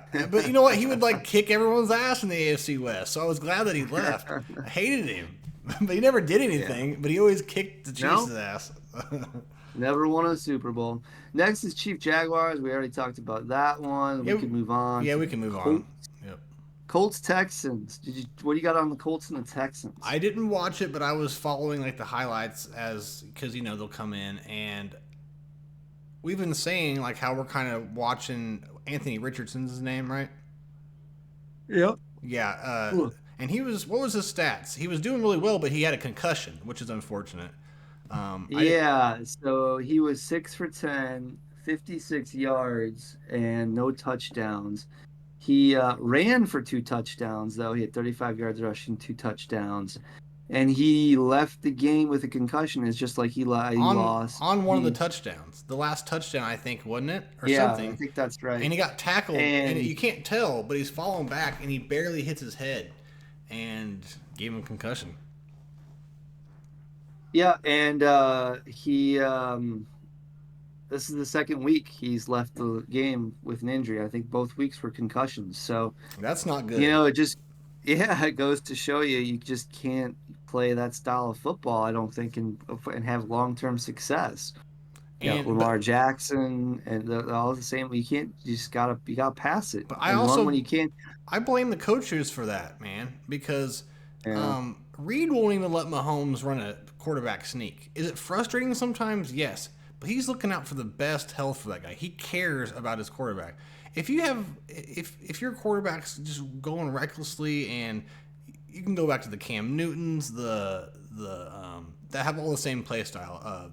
Josh Allen, Anthony Richardson seems to have that same kind of style. Lamar Jackson, we just talked about running backs not lasting. They're running backs that throw here and there. Like, that's what they are. That's right. And that's scary. And if you want but they ball out, right? Well, teach your quarterback how to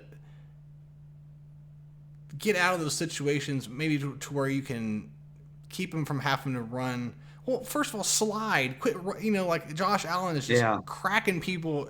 Cam Newton would do it. And I keep seeing highlights of this Richardson guy doing it. Like, you're taking him on like a running back. And if you're sliding and stuff, maybe it's different. But teach your quarterback to do that. And it seems like they must be promoting them doing that, like running people over. And it's fun to watch. I don't think that. I don't know. I don't think they're. I would be getting I don't pissed. think they're pushing for that. What they need to do is get the guy, sit down, watch some Russell Wilson, vintage Russell Wilson, because that guy knew how to slide. he was probably the best at making sure you get out of bounds or you slide and avoid the big hit. Yeah. And if they can do that, their careers are going to be shortened. That's what happened to Cam Newton. His career got shortened. Lamar Jackson's missed a bunch of time over the last couple of years from injuries. You got to learn how to get down. You got to get down. And, I mean, Cam Newton went from MVP going to Super Bowls. He might have the record for, like, most rushing touchdowns by a quarterback or something. I remember seeing the number, and it was astronomical. And then the next year, yeah, he holds all the career records, I think, for quarterback rushing, I'm sure, at this point. And he was amazing. I mean, he was awesome and fun to watch. And yeah, he was good. He was unstoppable. 1 year later, he can't even hardly play. I don't know if that has to do with wear and tear or if it has something else, but it's a little of both. It's a little of both. They don't last long, that's for sure. Yeah. We all picked Indy to win the game. Indy did win the game 31-20. Gardner Minshew came in, threw for a touchdown, 171 yards. Porn Minshew stash. Mania with the mustache. Yeah, he came in. I love that guy. And how about this? Even though they lost, C.J. Stroud, 384 yards, 2 touchdowns, 0 picks. That's a day. You said 3 touchdowns? 2 touchdowns, 384 yards passing. That's C.J. Stroud, the rookie. And that's his second game, right? Second game. That's not bad. And that Colts team isn't anything to like. They're a stout team. They're kind of like a Lions team. They may not be. They may not be the best, but they're going to give you a run for your money every game. Well, if they were at full strength, if they had Jonathan Taylor, he's not playing right now. Yep. They'd be a lot better. Obviously, I think if Anthony Richardson could play the whole game, they'd be a lot better. So I don't know what to make of the Colts. I don't think they're going to be a playoff team this year, but they might win 6-7 games if they can stay healthy and get up to speed. And maybe, again, depending on how good Anthony Richardson develops, we'll see what, maybe 2-3 years they could be a contender. We'll see. I'm rooting for all these rookie quarterbacks, though, because very rarely do people, I don't say rarely, but not very often do you see a bunch of them get drafted and just thrown in to the first. You know what I mean? Usually they'll make them sit or, you know what I mean, put it in. No, they're just throwing these guys in and getting it over with, I guess. Pulling the Band-Aid off. I'll tell you right now, ASAP.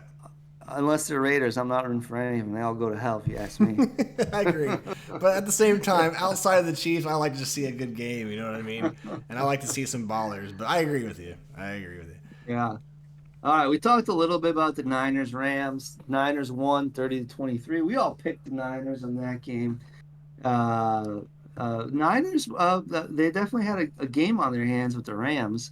It was tied 17-17 at the half. And then the Niners pulled away with some late turnovers by the Rams. But I think the 2 picks by Matthew Stafford. But he did throw for 370 yards and a touchdown. Brock Purdy threw for 206. Christian McCaffrey had 116 yards rushing. Typical Niners, pound the rock and manage the game, and that's what they did. Yeah, it's the typical narrative. Play amazing D. They're going to kick everyone's ass all season, win one playoff game, and then lose. They always get everyone's hopes up. Well, in their defense last year, I mean, when you are on your third or fourth quarterback in this championship game, that was nothing you can do. Dude, that was insane. Was it Christian McCaffrey who was the quarterback at one point? It was, but then they threw Purdy back in, and he had a noodle for an arm because he had torn his ligaments. All they did was hand it off at that point, I think. Yeah, that's all they could do was he couldn't throw the ball. And pretty much at that point, they were just trying to finish the game. That's all they were trying. Yeah. They weren't even trying at that point. I think it was like they were trying to maybe throw off the Eagles to make them think he could throw, but really he couldn't throw shit. Fake a throw into a handoff. That'll get him. But also Matt Stafford drives me crazy. He reminds me of like Kurt Warner when he went to the Cardinals. I mean, the difference is Stafford's won a Super Bowl, and only Kurt went to one. But it just seems like they got Stafford with about 1 or 2 years left in his not prime, but like left. I don't think he's got anything left. He was he's amazing. Like when he was in Detroit, he was like the I don't know how to describe it. Like he would just stat wise, he'd do amazing things, but the team sucked around him. So a lot of his best years were just wasted. and then I don't know. The Lions. That's true. I mean, that's definitely true. I think he's got more than a couple years left. We'll see how he does. Real quick, buddy. Don't forget Kurt. Real quick, Mr. Who, thank Go you, ahead. brother. Love you, my man. He gave us 5 community subs. Love you, buddy. Hope all is well. Also, Blacksmith, thank you for coming by, man. Come join the Discord, man, if you want to keep in contact and find out when we go live and all that good stuff. But thank you for coming by, my friend. See you. Don't forget Kurt Warner did win a Super Bowl with the Rams back in the day. Right. And then he went to another one with the Cardinals. Yeah, and I was just comparing like the career with the Cardinals because he was good, you know, and he got them pretty far. But it also was that was reminiscent of Brett Favre with the Vikings. Vikings, you know, kind of the same kind of so story. close, close. Puka Nakua, 15 catches, 147 yards. This guy, I didn't even know where he came from. Where to play college ball? Let's see. BYU, 5th round pick. Man, he is lighting it up. Oh, it was Logan with the subs. Thanks, buddy. Love you too, man. Thank you, brother. What were you saying, Stern? So, I was saying that this Puka Nakua guy, rookie from BYU, came out of nowhere. I've never heard of him. I never saw him at BYU, but man, he has got 266 yards in 2 games. If you project that out, according to ESPN, he's going to get 2,261 yards this year. Jesus. Woo. And how many times has that been done? Do you know, Sturm? That's got over 2,000 yards receiving? I'd say Jerry Rice is one of them. Did I lose you? I think we lost Sturm. Hello? Sturm, if you can hear me, I can't hear you. What the hell just happened?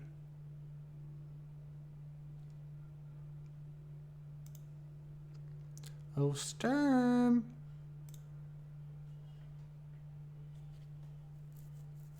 I don't know, fellas. I guess I'll just sit here and dance in front of you guys for a while. Sturm, God. Yeah, there you go. Hello? Hey, can you hear me? Now I can. I don't know what happened. I disconnected and reconnected. Yeah, that happened last time, too. No, I couldn't hear you at all. Oh, okay. I couldn't hear you either. All right, we're back. You ready to move on to we did Giants, Cardinals already. So I think we can skip past that one. We got Jets, Cowboys. I think that takes about 3 seconds to talk about. Yeah, I will. I mean, obviously, there's. I said this earlier, Zach Wilson. I want you to do good, man, but you just need to be a backup or something because he just looks like a little kid. So they're not going to do anything without a quarterback. We talked earlier about hopefully Vikings guy. Whatever the quarterback's name is going there. But, I mean, that defense was, I think, on the – you could only do so much if you're the Jets. I think this defense isn't going to be what they said they were going to be because with zero offense, you can't win any games. So after a while, you're just going to get tired. And I'm not saying you're going to give up, but you're not going to try as hard when you just know there's no chance. But I want to give Cowboys credit. I'm not a Cowboy hater. I didn't watch football back when they were the Patriots or the dynasty, so I don't really have hate for them like a lot of people do. So I have to give them credit. They're looking pretty great. Like the fucking defense looks pretty scary. The offense was very, very efficient. Dak Prescott was I know, fuck the Cowboys. I know. But I have to give them credit where credit's due. They look good. Now they played the Jets and they played the Giants, and the jury's still out on both those teams how good they actually are. Well, we know how good the Jets are, but they lost their quarterback, and Zach Wilson threw 3 picks, 12 out of 27, which is less than 50% completions. and 170 yards passing, which 68 of that went to Garrett Wilson on one play for a long touchdown. Take away that, and you're talking about barely 100 yards passing for the day, 64 yards rushing. I want to say Garrett Wilson is fucking awesome. He also looks like a little kid, but he is playing awesome. Like he's a grown man, and he made it probably will be the catch of the year. I think it was last week, right, in the end zone, or was that this week? Where he flipped it with the back of his hand and still caught it in the end zone. I think I missed that highlight. I have to check that. It might have been last week, but it was phenomenal. And I just want to say I love that guy. He is a top 5 wide receiver, and I also hope he does well. He's also my fantasy team. That's another reason why I hope he does well. Badger 250 tells us that was last week's game. Last week, yeah. I'll have to send you the highlight of that, man. It was viral, so. Yeah, but I mean the Cowboys. I don't think they had much of a challenge here. Zach Wilson is not going to make this team go. They need somebody else. If it's Kirk Cousins, where's Jameis Winston? Where's he at? Like he would be sufficient. Who? Jameis? Jameis Winston. He's still the Saints. He's the Saints' backup, isn't he? I don't remember. He goes so many different places I can't ever keep track. But I mean, he's a backup, so I think he would take a starting role.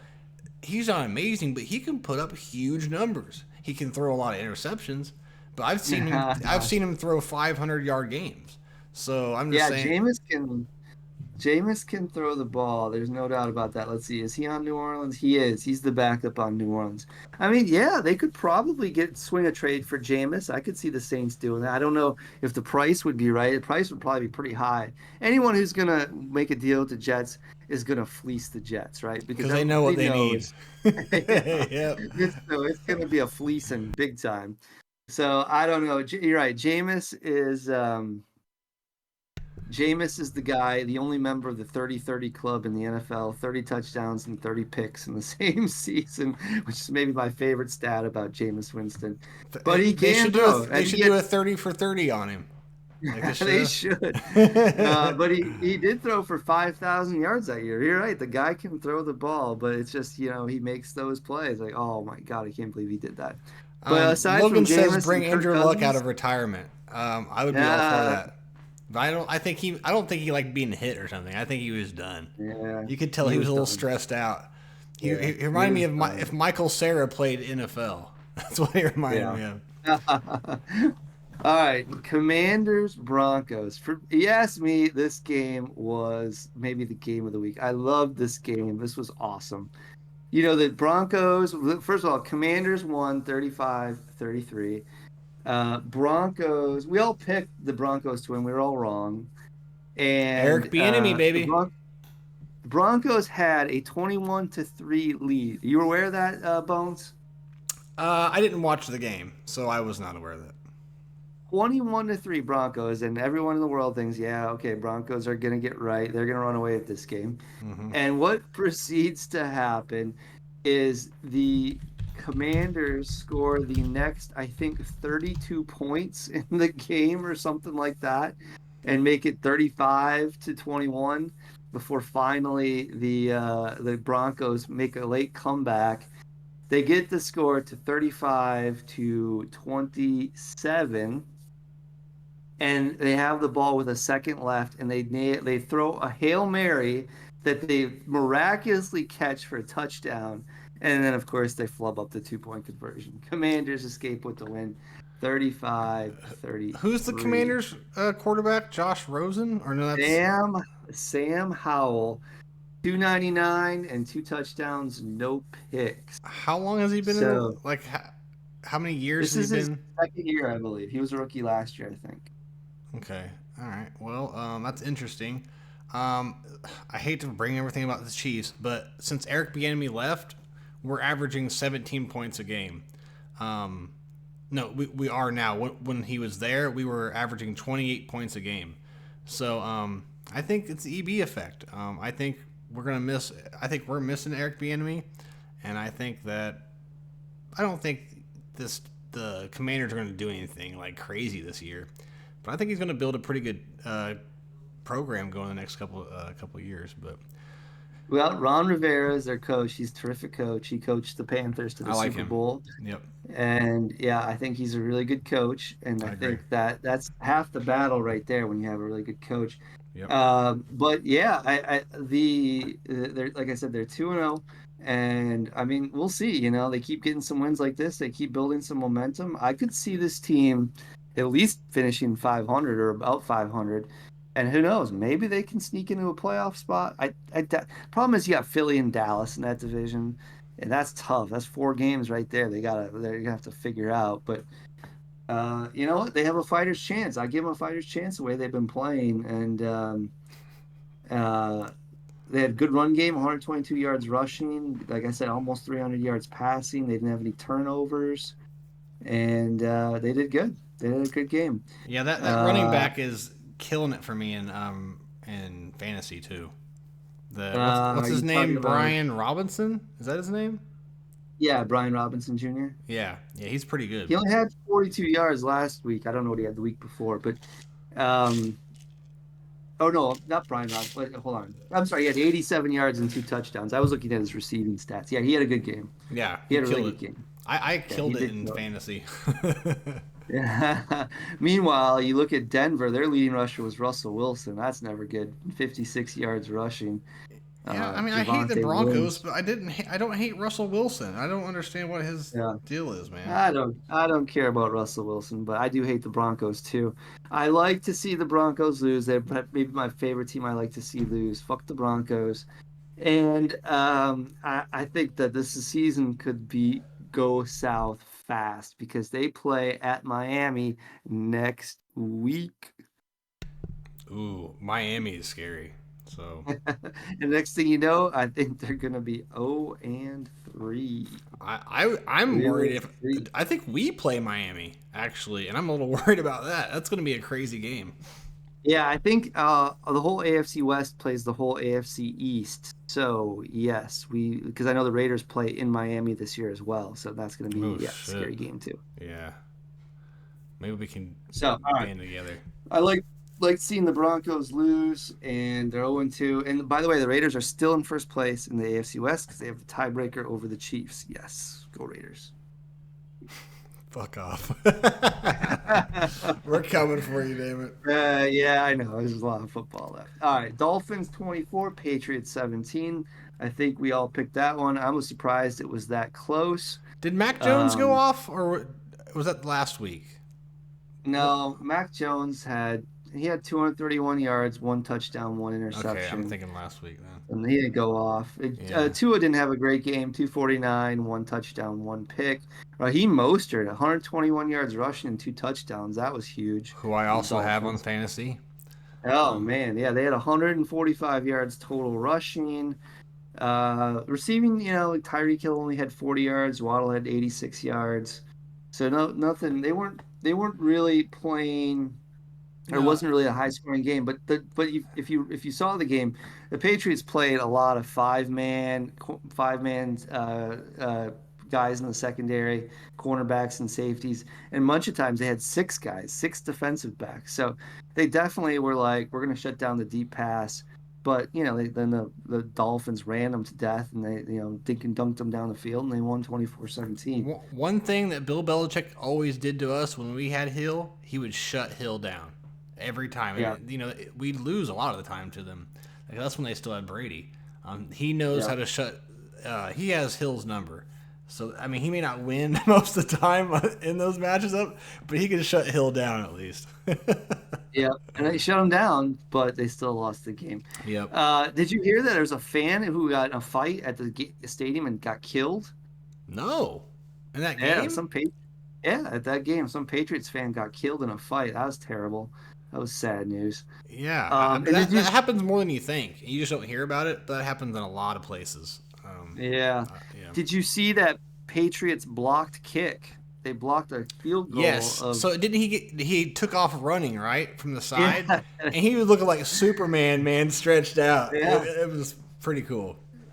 Yeah, he timed it perfectly, and I don't know if there was something they knew about. Like maybe they were like, okay, this is like they must have figured out a snap count or something they had for their field goal teams because that guy timed it perfectly and just screeched right past the line and jumped in and blocked the kick. That was pretty Yeah. cool to see, but Yeah. probably not going to be working going forward. I would think. I think other teams will probably figure that out.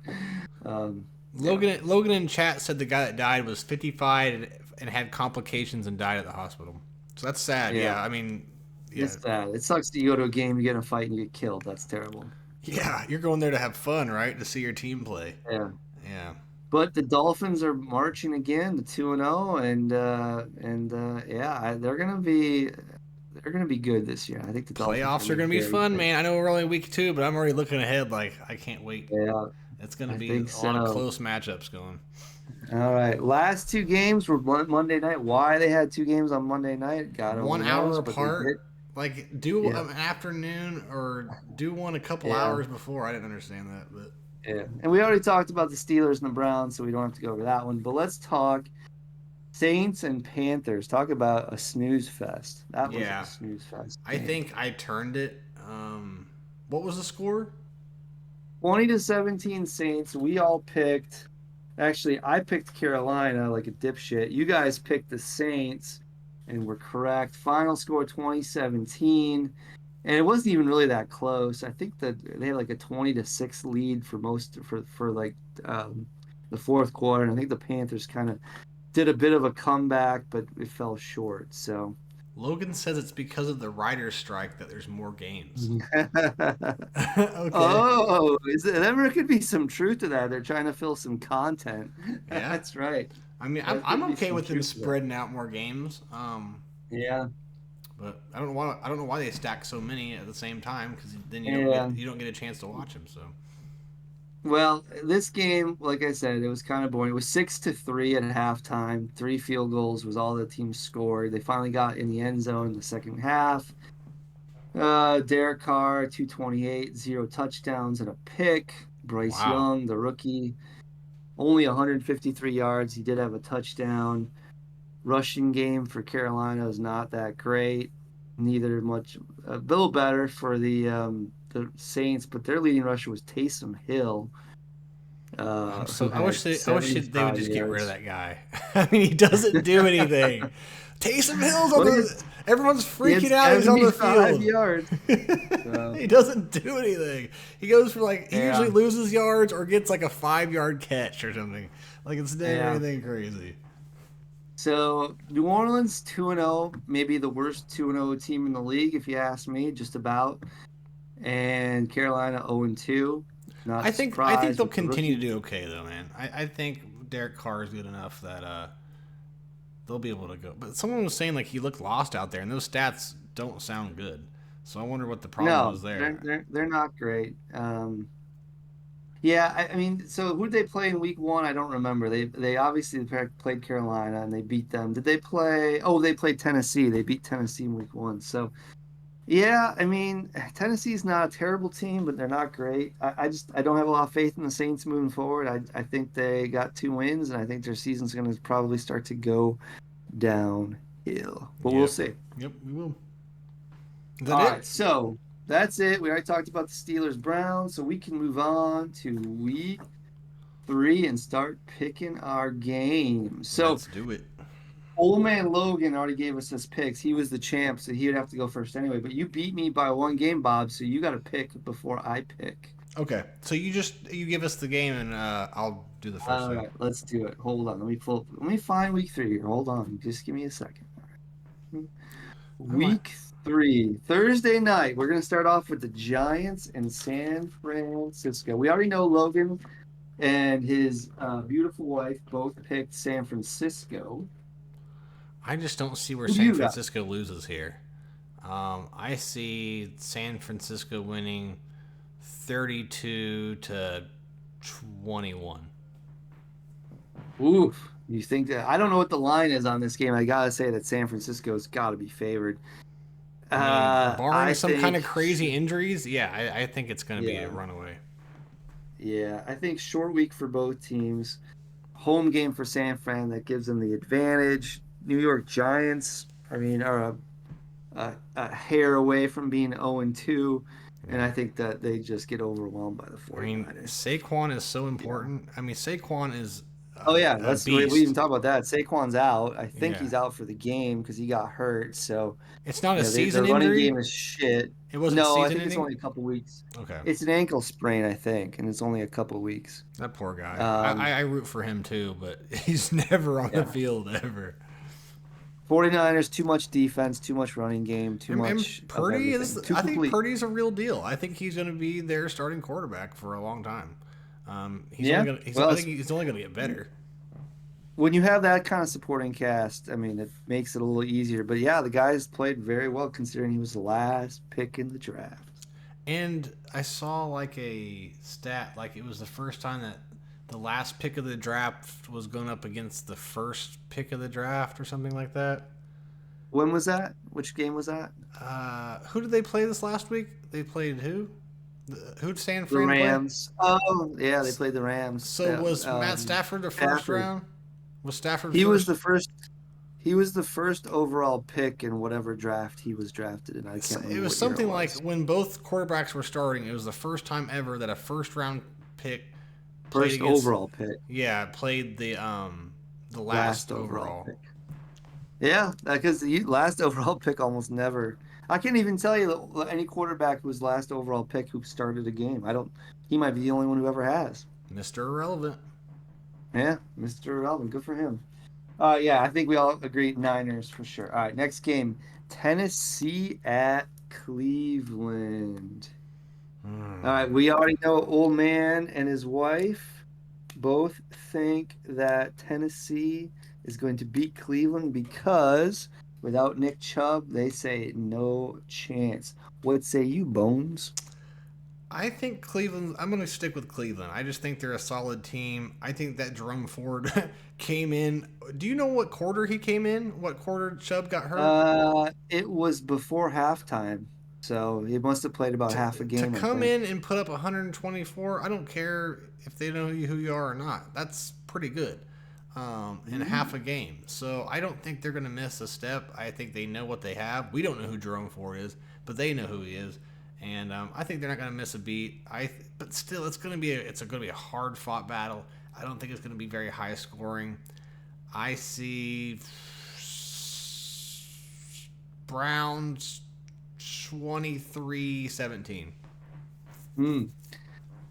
Bones has the Brownies. All right, for me, old Sturm, I think that I'm gonna go with.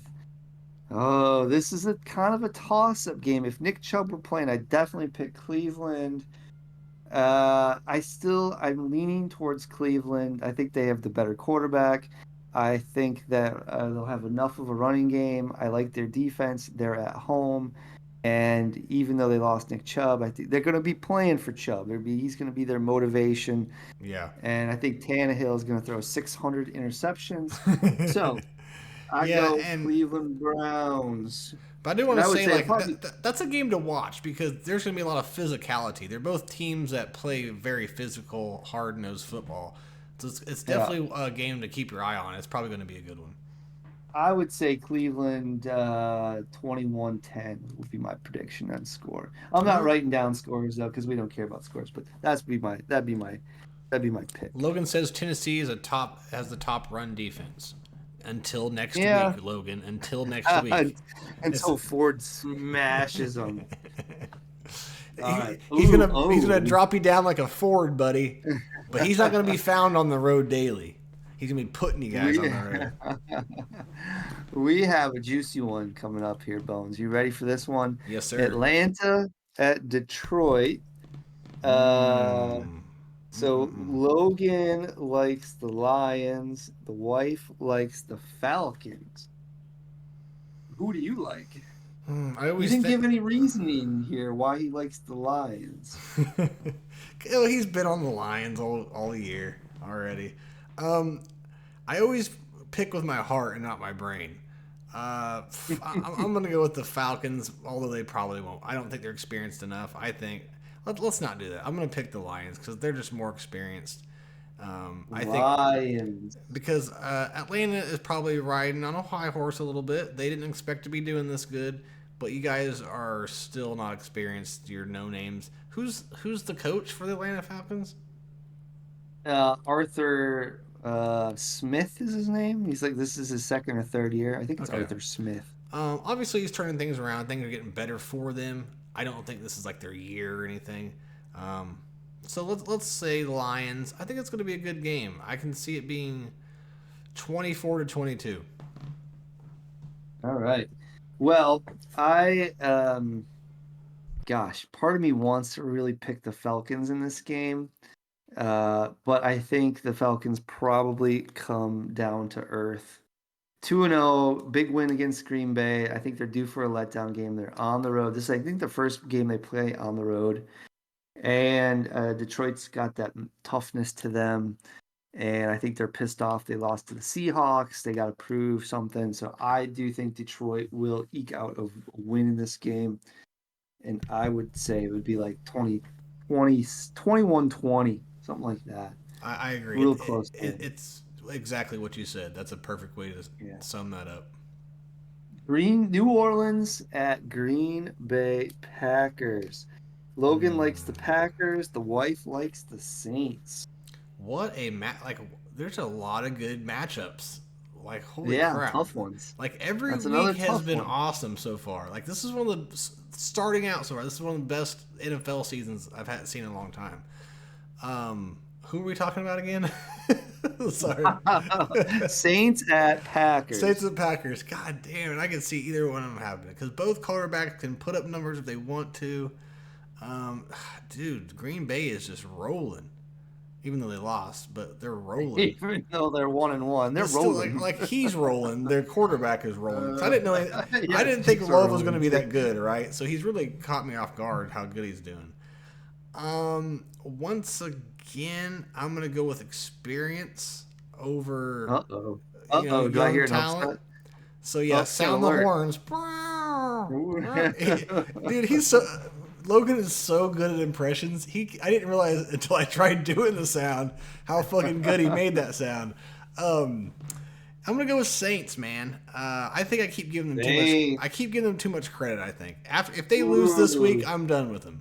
If they lose this week, I'm done with you guys. You're done with them. Well, I think it's gonna be high scoring, 34-31. This is a 34-31. That could be a good score prediction. This is a tough one because you've got, I think, a team that's mediocre in the New Orleans Saints going on the road to Green Bay, a very tough place to play, though not as tough in September as it is in December. But with a team with an untested quarterback who just lost a game, mind you.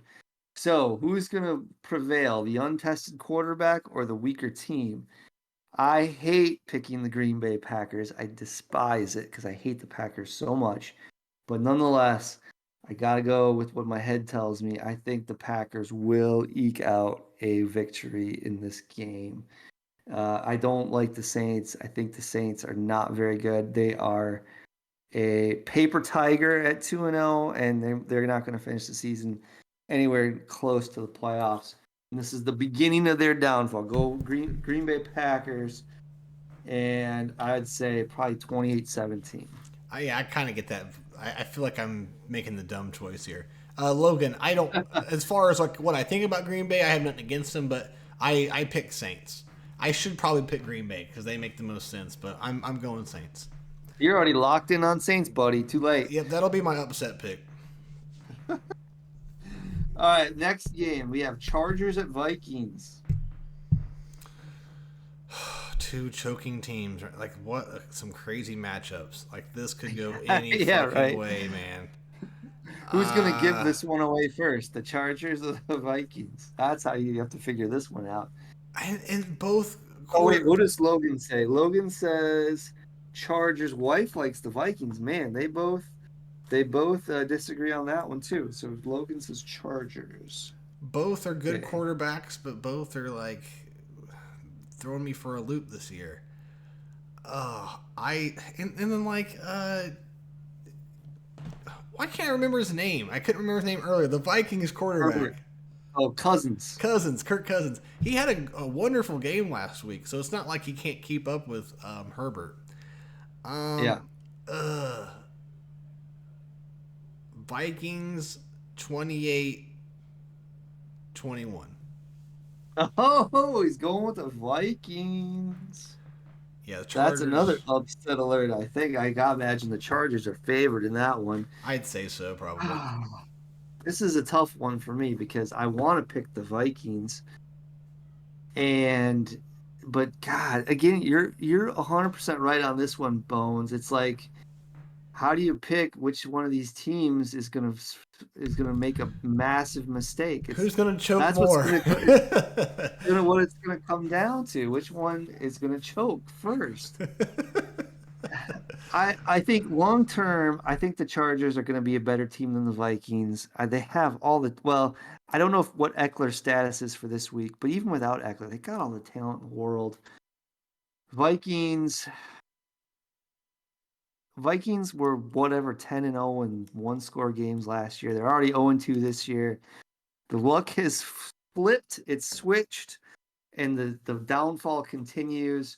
Chargers get right, even though I hate to say it. I'd say 31-28 Chargers. I like it. All right, we got New England at New York. Logan likes the Patriots. Wife likes the Jets. Another one that could go anywhere. I'm going to automatically say New England, obviously because of Bill Belichick. That's where I automatically go to. Patriots. You love Bill Belichick. I don't. No, but he's got experience. I mean, they're not very good. No, they haven't been very good. Blah blah blah. Bill Belichick. They haven't been very good ever since Tom Brady left, and even before when Tom Brady left, I think he abandoned ship. He was like he knew that to get the fuck out of there. So I'm gonna go with that because of Zach Wilson, man. But whether you like Belichick or not, he is very good defensive. I think their defense is usually pretty good. They just never can generate offense. But Mac Jones has been there long enough. He does enough to be able to win games sometimes.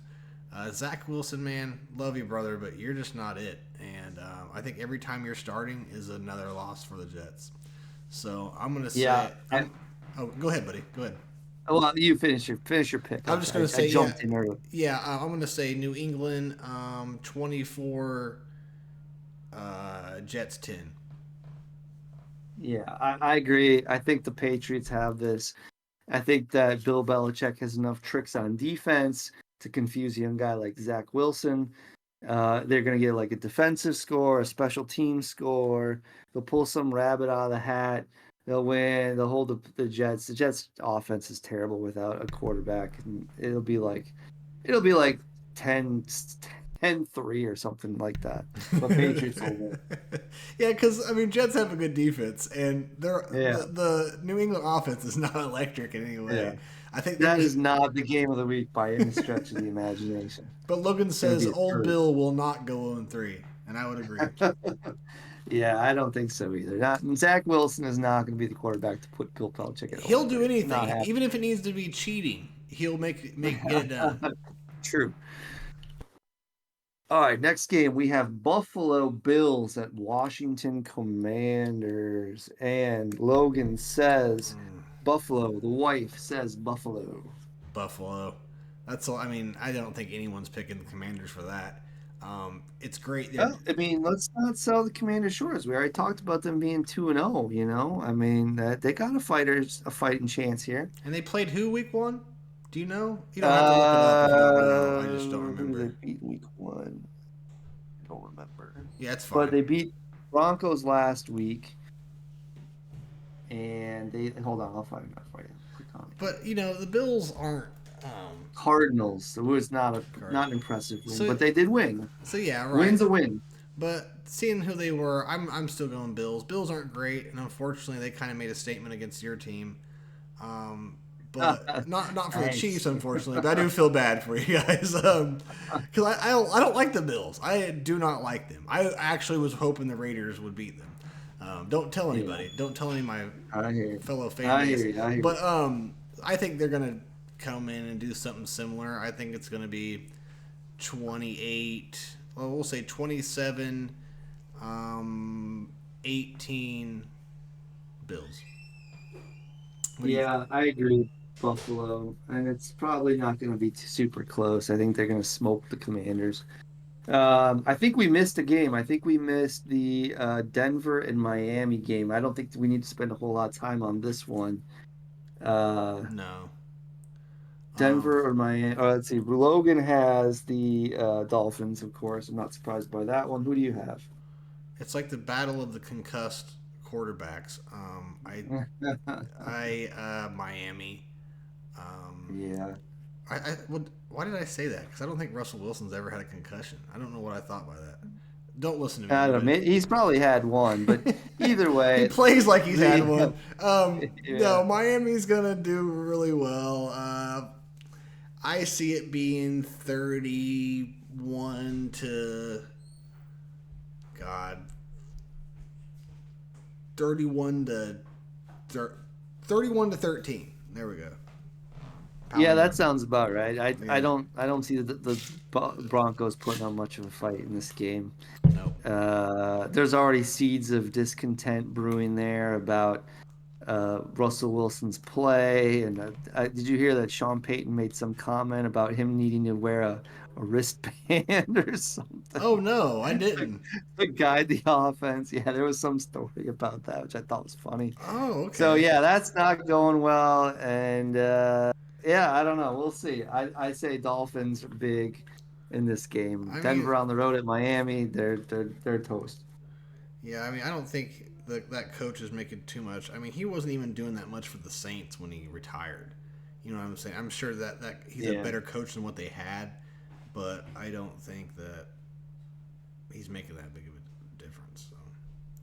So. Was that the last game? No. I actually skipped that one. So we're back to Houston at Jacksonville. Old Man Logan says Jax, as long as with his wife. They both like Jacksonville. Who do you like? I'm one of those people that I don't like to agree with everyone. I try to find a way to do the opposite.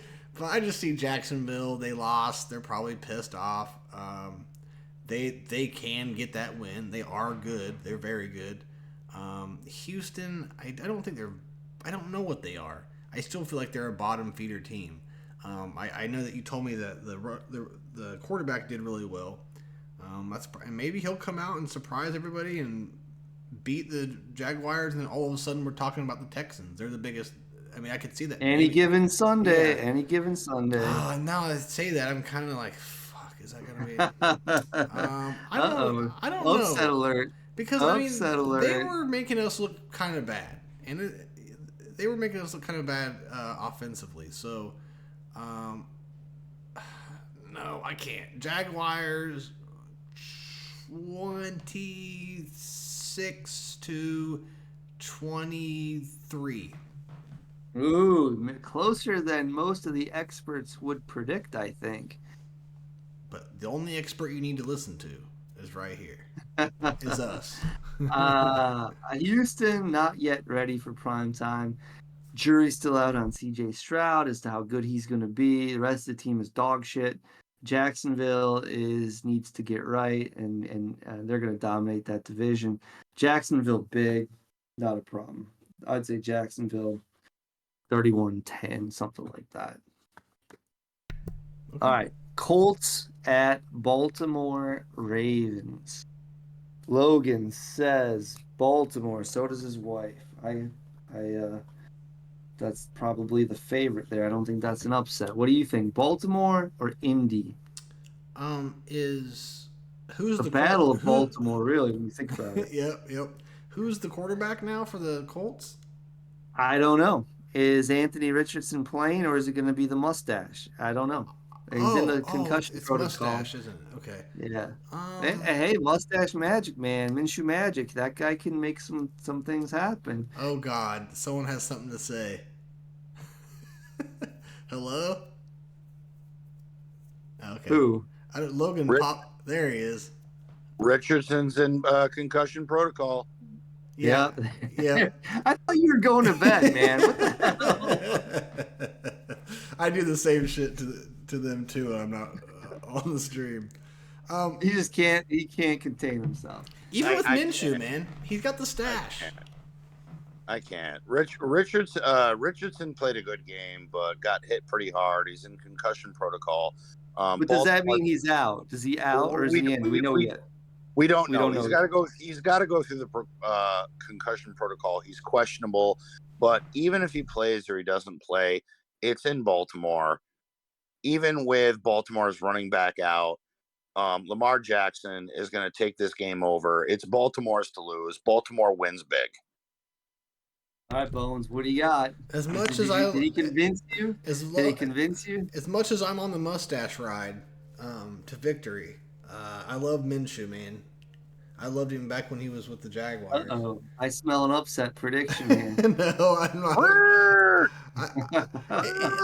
Like if the Jonathan Taylor was playing, I would go with them. But like they don't have a running back, they don't have a quarterback now. No, I can't do that. I can't pick them. So All right. Ravens it is. Ravens. Fuck it. Why do I want to say everything is 28?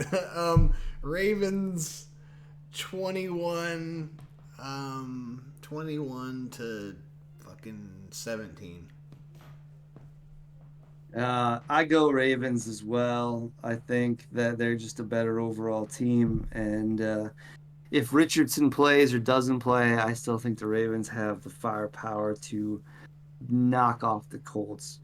Probably be low scoring, something like 20 to 17. That would be my pick. Old man, you're in here, so what's your opinion? He already said that. He just said. Oh, okay. It's Baltimore. So we're on to Panthers at Seahawks. Oh God. Logan's got the Seahawks. Do you want to give us some analysis, or are you going to just stick with what you got there, Logan? Geno Smith played a he played a very decent game his last game. I like what Bryce Young is trying to do, but the fact that Carolina's star linebacker is now out for the season from an injury from last game, I think defensively it's just going to be too much. Bryce Young will continue to struggle, and Seattle takes this to keep pace in the rest of that division. Bryce Young really hasn't flashed a lot yet, has he? Not like C.J. Stroud. No, Bryce Young has had some moments. He's had some ability to move the football. A lot of his issues have come in third and long and decision making. Again, he's a rookie. He's out of college. He's coming into the NFL. And I think going up against a seasoned team coached by Pete Carroll, yeah, it's not even a question. It's Seattle. All right, what do you got, Bones? You're next. Yeah, Seattle I'll or take Panthers? I'll take Seattle. I've never been like this. It's just the Panthers. They win like 4 or 5 games a year every year, so I'm never really worried about them. And yeah, Geno Smith, I'm just impressed by him the last couple of years. So it'll be 28. No, I'm just kidding. It'll be like 24, like I don't know, 18. Yeah, I agree, Seattle. For all the reasons you guys have already went over, I think that they are the better coach team, the better team, more experienced team, and they're playing at home, and they need a win to maintain pace with the Niners and the Rams. Seahawks, for sure. Logan, do you want to say something about Miami and Denver? No, because Miami wins. Okay. I just saw your message. I mean, come on. Right. Look, hold on. Let's be honest. There's already been friction on the sideline between Sean and Russell Wilson. I'm sorry. I've said, and I will hold on to this statement and stick by it. I think Russell Wilson is trash. I think it was Pete Carroll that made him, that coached him, that had him played well, that had him with one of the best defenses in the league. Yet Pete Carroll is still the boneheaded motherfucker that didn't give the ball to Marshawn Lynch to prevent Tom Brady from winning another Super Bowl. Yet there's a reason why Pete Carroll said, I'm done with Russell Wilson. And now he's in Denver, and now he's with Sean Payton, and Sean Payton is not impressed with his play. Does Russell Wilson have the ability to throw the ball downfield accurately? Yes. Does he have the ability to see the field and make some proper decisions? Yes. But when the game is really on the line and he has to make really important decisions, his stats are shit. So Russell Wilson is shit. Denver is going to be shit. And Miami is going to trounce them 42-24. Oof. Was that the biggest fleecing of a trade when the Seahawks sent Denver Russell Wilson for all those players and picks? Dude. This is why Seattle is going to do as well as they are in this division, because Pete Carroll and the general manager said, we need to get rid of this overhyped, overpaid scrub of a quarterback and get good with someone that I can work with, who will listen to me, who's not in love with his own legend, and I can win some games. And that's why Russell Wilson is in Denver, because he's overhyped, overpaid, and just garbage. I've never liked Russell Wilson's game. I don't like Russell Wilson's game. And he will end his career in Denver as a quarterback that had a moment and then it went away. And that's it. I feel so sorry for someone that's like a Russell Wilson fan or even a Broncos fan. If someone is a Russell Wilson fan, they have not watched him play. I feel it sounds like you're writing his eulogy. Because the Broncos fans, they may not be Russell Wilson fans, and they got dealt this turd sandwich, and they have no choice but to eat it because of the cap number that he represents. There's maybe after this year, maybe they can move away from him and it won't be so bad. But like, they had no choice this year. He would have taken up like $50 million plus on the cap if they had gotten rid of him by cutting him. And no one was going to trade for him, so they were stuck. I have always said, and people always said I was crazy, and I just went, you watch. I have always said Russell Wilson is underrated. And everyone, you're fucking crazy. Look what he did for Seattle.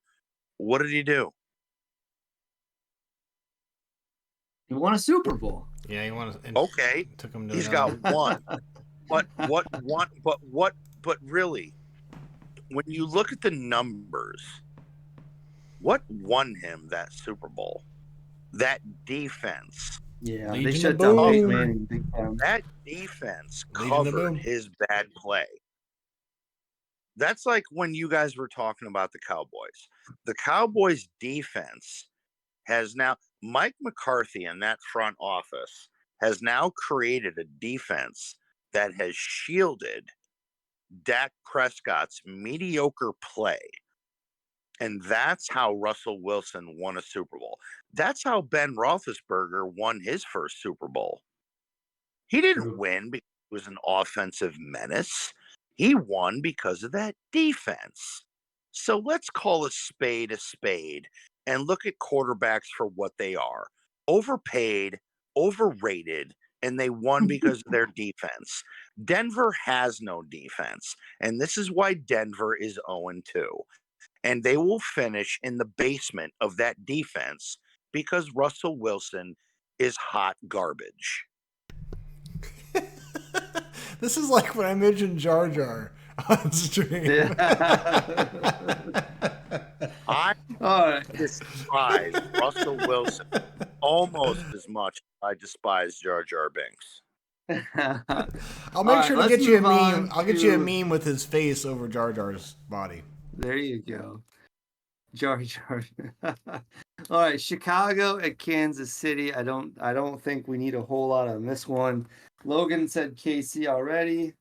I don't know if he wants to provide any more commentary. I assume Bones is going to pick KC on this one too. Yeah, I mean, I don't have any much. I think we did talk about this game for the most part.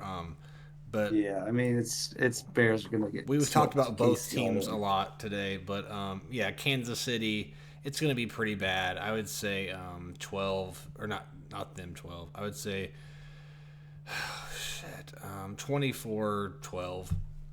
This is one of those games where KC explodes. It's gonna be like they're gonna like have over 30 points, is my guess. There'll be tons of turnovers. It's gonna be a blowout. They have The one of those Chicago, games a year, pretty much. yeah, the Chicago defense is mediocre at best. Justin Fields is being held back in the system that he's in. They're being conservative. They're looking at the rushing yards he had last year. I mean, if you look at the rushing yards he has right now, it is pale in comparison to what he was doing a year ago. They're worried about his health. They're worried about a franchise quarterback that they feel is going to bring them to the next level. But if you don't let Justin Fields be Justin Fields, you're not going to win ball games. I mean, the man was just shy of the quarterback rushing record for a quarterback next to Michael Vick. That's how productive that man was. Holy shit, really? Yeah.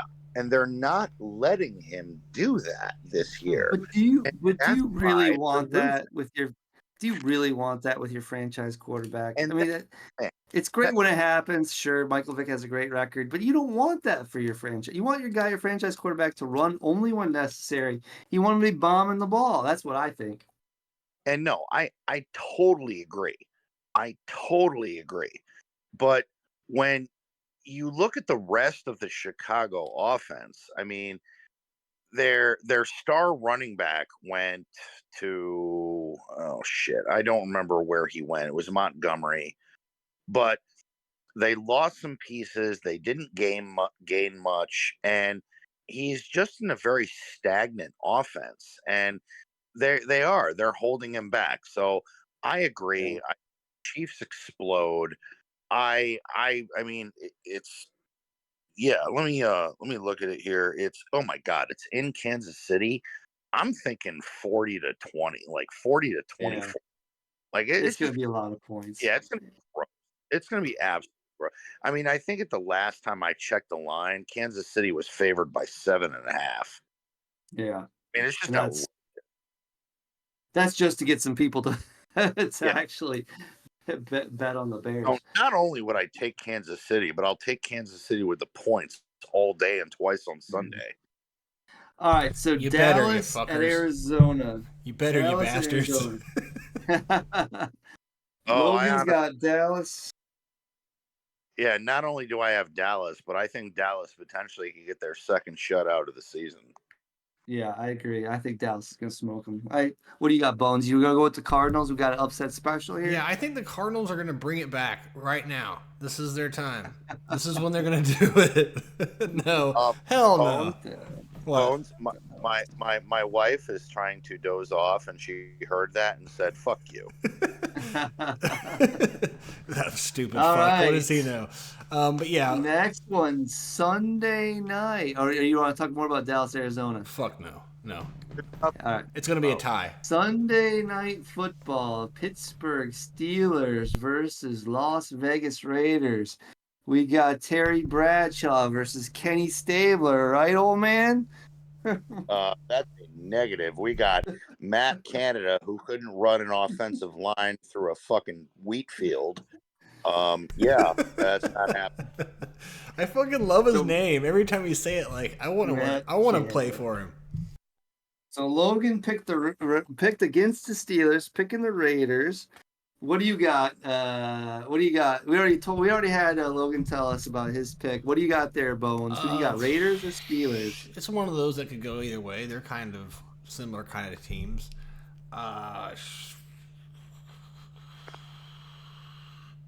Don't hate me. Either way, I'm picking. Either way, I'm picking against one of you guys. Yeah, no, they're not similar at all. The Raiders can actually move the ball. The Steelers can't. Yeah, I'm kind of going towards Raiders, but it's like every time I pick against Steelers, they win. Raiders, let's go. It's going to be a high scoring one. I think you guys are going to be surprised. I think it's going to be 27-25. All right, we got you pegged there. I'm going Raiders too. I'm not as confident as Logan is. I think that if the Raiders get their act together, they certainly can win this game. I do think that the Steelers' offense has lots of question marks, which is helpful for us. Though we have question marks on the O-line, and our defense absolutely has to play better. Josh Jacobs has to play better. Josh And Jacobs runs for 150 yards guaranteed. oh, that would be awesome. And I'm worried about both Jacoby Myers missed last week because of concussion. Devontae Adams left the game this week because of a concussion, and I don't know either their statuses for this week. I'm hoping they both play, but if they're both out, that's tough. We got Hunter Renfro, we got him, but Dude, we need one of those guys. When's the last Las time Hunter Vegas. Renfro had a game that was even worth talking about? Well, and that's another. Yeah, right. He did catch a ball last week. I think he had at least one catch. So he's out there. And I He's was like, actually, "Oh, Hunter Renfro." Yeah, it's not because of health. It's just because scheme. For whatever reason, I don't. He doesn't that's fit the scheme, which stupid, is man. crazy. He was Yeah, I getting mean, 1,000-yard seasons. That's crazy to I me. know, I know. I mean, he had 100 catches and over 1,000 yards in his highest season for sure. So Las Vegas could have a wide receiver core of midgets, and Garoppolo would still throw 100 yards. all right, well, we all got the Raiders. I think it'll be. Well, it depends. I mean, it really depends on the Steelers' offense. What? That's gonna be.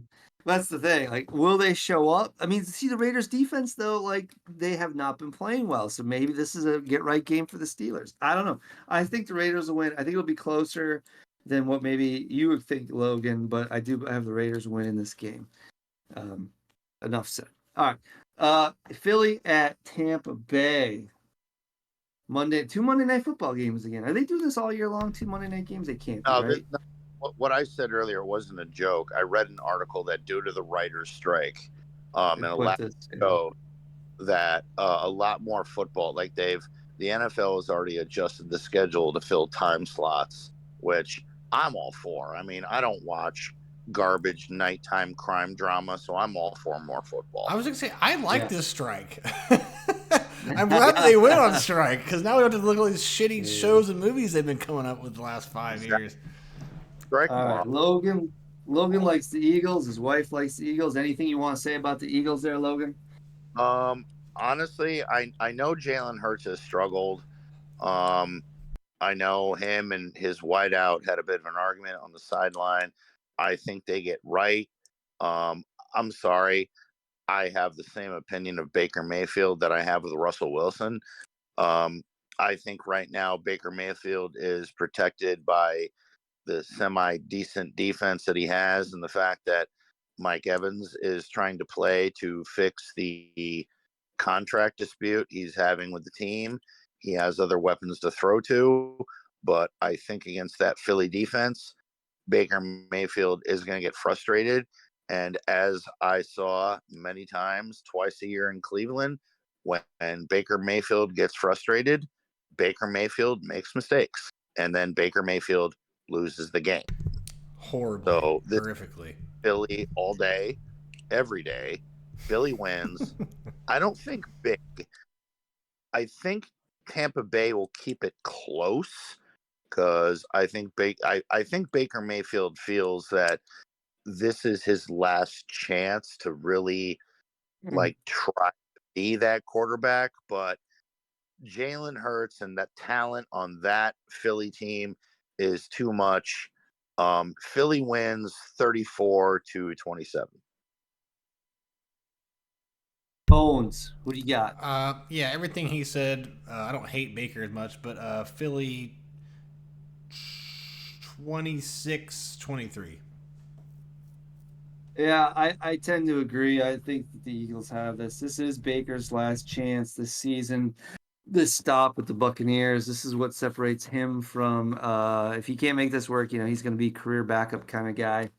From moving on, and here he's going to be the next Andy Dalton if he can't turn this into a long-term starting job.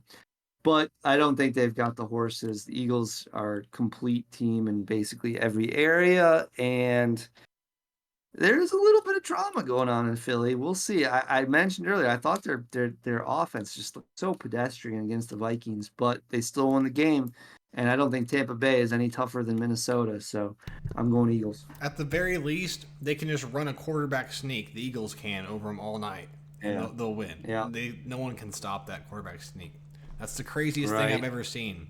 There's no stopping them. If it's 4th and 1, you might as well just give it to them. Just hey, go ahead and give it. All right. Last but not least, Rams at Bengals. I think we got our upset special here from Logan. He says Rams. What do you think? What do you think, Rams? Logan? What's your thoughts, my friend? Honestly, I've watched some of the Cincy games, and again, I'm projecting, but I think Cincy kind of fell in love with their own legend. I think Cincy believed their own hype. I think Cincy bought into Burrowhead and all the nonsense, and Joe Burrow just being all brr. I think the calf injury to Joe Burrow was a lot more serious than what the team and the media reported led on. I think he's still suffering from that injury. If you look at the throws he's made, he's off balance. He's uncomfortable. He's not looking good in the pocket.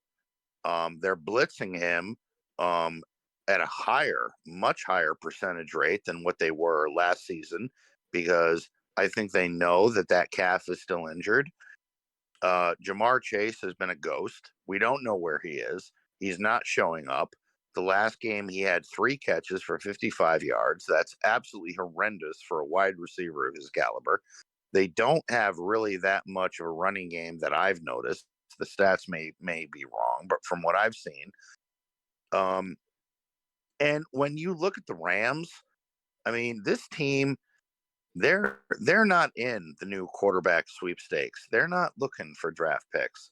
They're fighting, and that's been proven. I mean, without Cooper Kupp, that rookie wide receiver that they have, 15 catches for that many yards. This is a team that has something to prove. This is a team with a chip on their shoulder. This is a team willing to battle you for 60 minutes, fuck your face, fuck you up, tell you to go fuck yourself, and I smell upset. I think since he goes 0-3, I think Joe Burrow with his hair gel and his fur coats and his bullshit, yep. I think goes 0-3, and people start questioning, was it really smart to start Joe Burrow at the beginning of the season after that calf injury, where at practice he was carted off the field? Yet here we are, you're 0-2, your completion percentage is not near what it used to be. You're not throwing to your star wideouts. Your running game is not that good. Your defense has not been that good. Yet here you have a Rams team coming in with something to prove that's hungrier than you. Yeah, dude.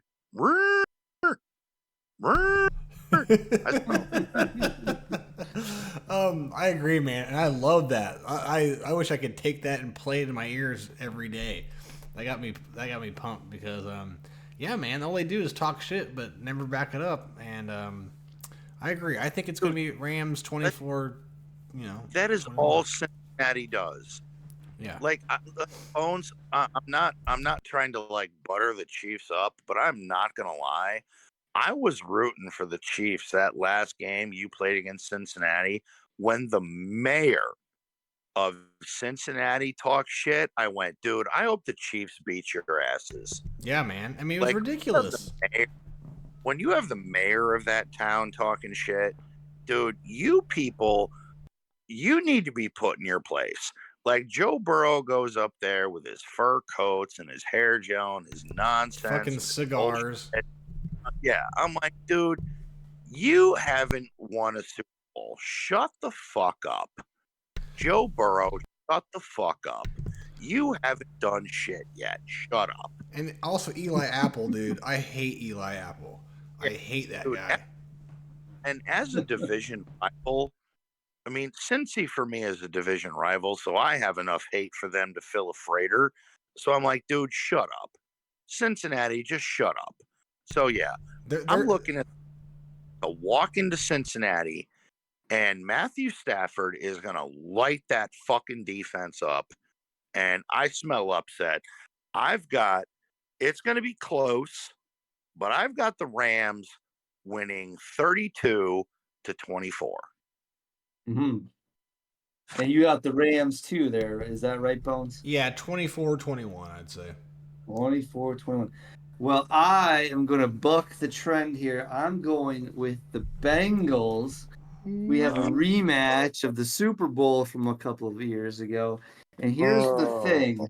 We have the Bengals at home, Monday Night Football at 0-2, and they simply need this win more than the Rams do. They can't fall to 0-3, especially with the prospect of the Ravens, who the Ravens play. They have a gimme game against the Colts going to 3-0. They can't fall 3 back of the Ravens. They need this win. Come hell or high water, they're going to gut it out, and they're going to beat the Rams. And just because they need it. This is one of those games you kind of throw the stats out, you throw all that out the window. Joe Burrow is going to put the team on his back. So is Jamar Chase. They're going to make it happen. It's going to be close because I think the Rams are good, but Bengals win. I'll say 28-27. Logan had me at face fucking Joe Burrow. When he said that, I was like, "Yep, the Rams win."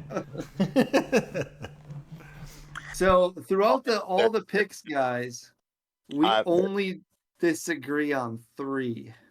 There's just something about the way the Rams are playing, and I do. And you know what? Sturm brings up a really good point. Cincinnati cannot afford to go 0-3. I mean, for Christ's sakes, if the Steelers are 1-1, you've got to get your shit together. But Baltimore is going to win their game.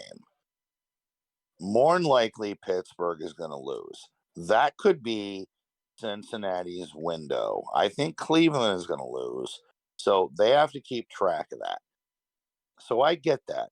But what scares me the most, and this is why I pick the Rams. You're talking about a team that every sports analyst down from Colin Cowherd to Stephen A. Smith, everyone counted the Rams to finish in the basement of their division. They have nothing to lose. Nothing to lose. Whereas Cincinnati has everything to gain. They have to win this game. The Rams can come in and just have fun and play football and go, dude, fuck you. It's on you. Like Joe Burrow, you want to earn that paycheck. You're like, all right, man, it's on you. So I look at the dynamic of the game and who wants it more. Yes, since he may want it more, but I fear the team that's got nothing to lose. They are playing with house money. There's no doubt about it. But Puka Nua, whatever his name is, he needs to come down to earth at some point. And this could be the game. I just think that some way, somehow, sometimes these teams, a guy like Joe Burrow is going to find a way to win a game because they have to have it. That's what I think is going to happen here. They'll eke it out, last second field goal, something like that. Barely eke out a win, but they'll get it. I just want to say I'm more pumped for this game than I was 15 minutes ago. So is this a Monday night game? Yeah, Monday night, awesome. Prime time. Like, honestly, I'm going to call LA Rams Cincy the game of the week. And once again, as Bob said, he's not good at sound effects or impressions. I'm going to go.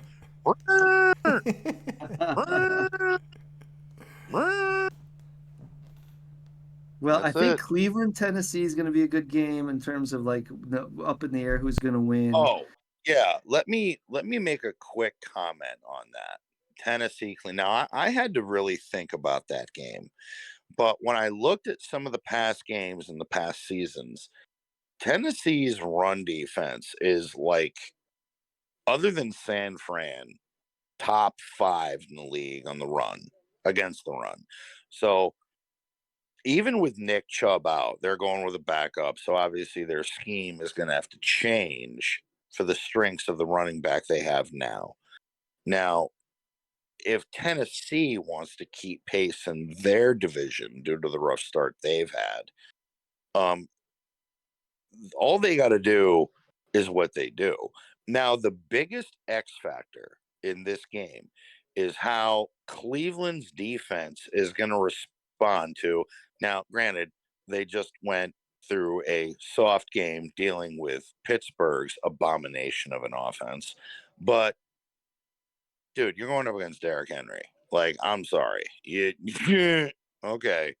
That's a horse of a completely different color. Like, I'm sorry. He's good still, but he's not like he used to be, where they would just use him and he would work you down all game. They don't do that anymore with him.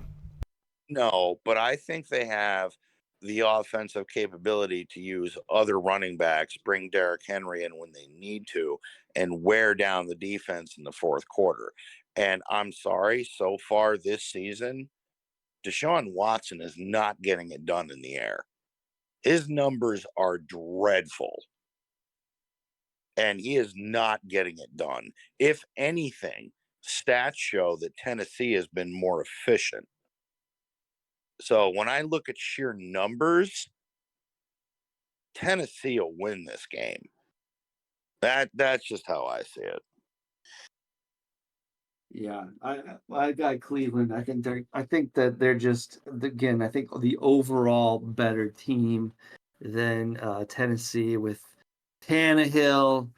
I don't trust the man. You know, you get 1 week you get 0 picks, next week you get 3 picks, and the Browns have a solid D. And so I just think on the road, Cleveland's going to want to prove something. They want to maintain their competitiveness. Kareem Hunt is apparently visiting the Browns facility. They may sign him back up to fill the void. And you are right, Sturm. That does scare me.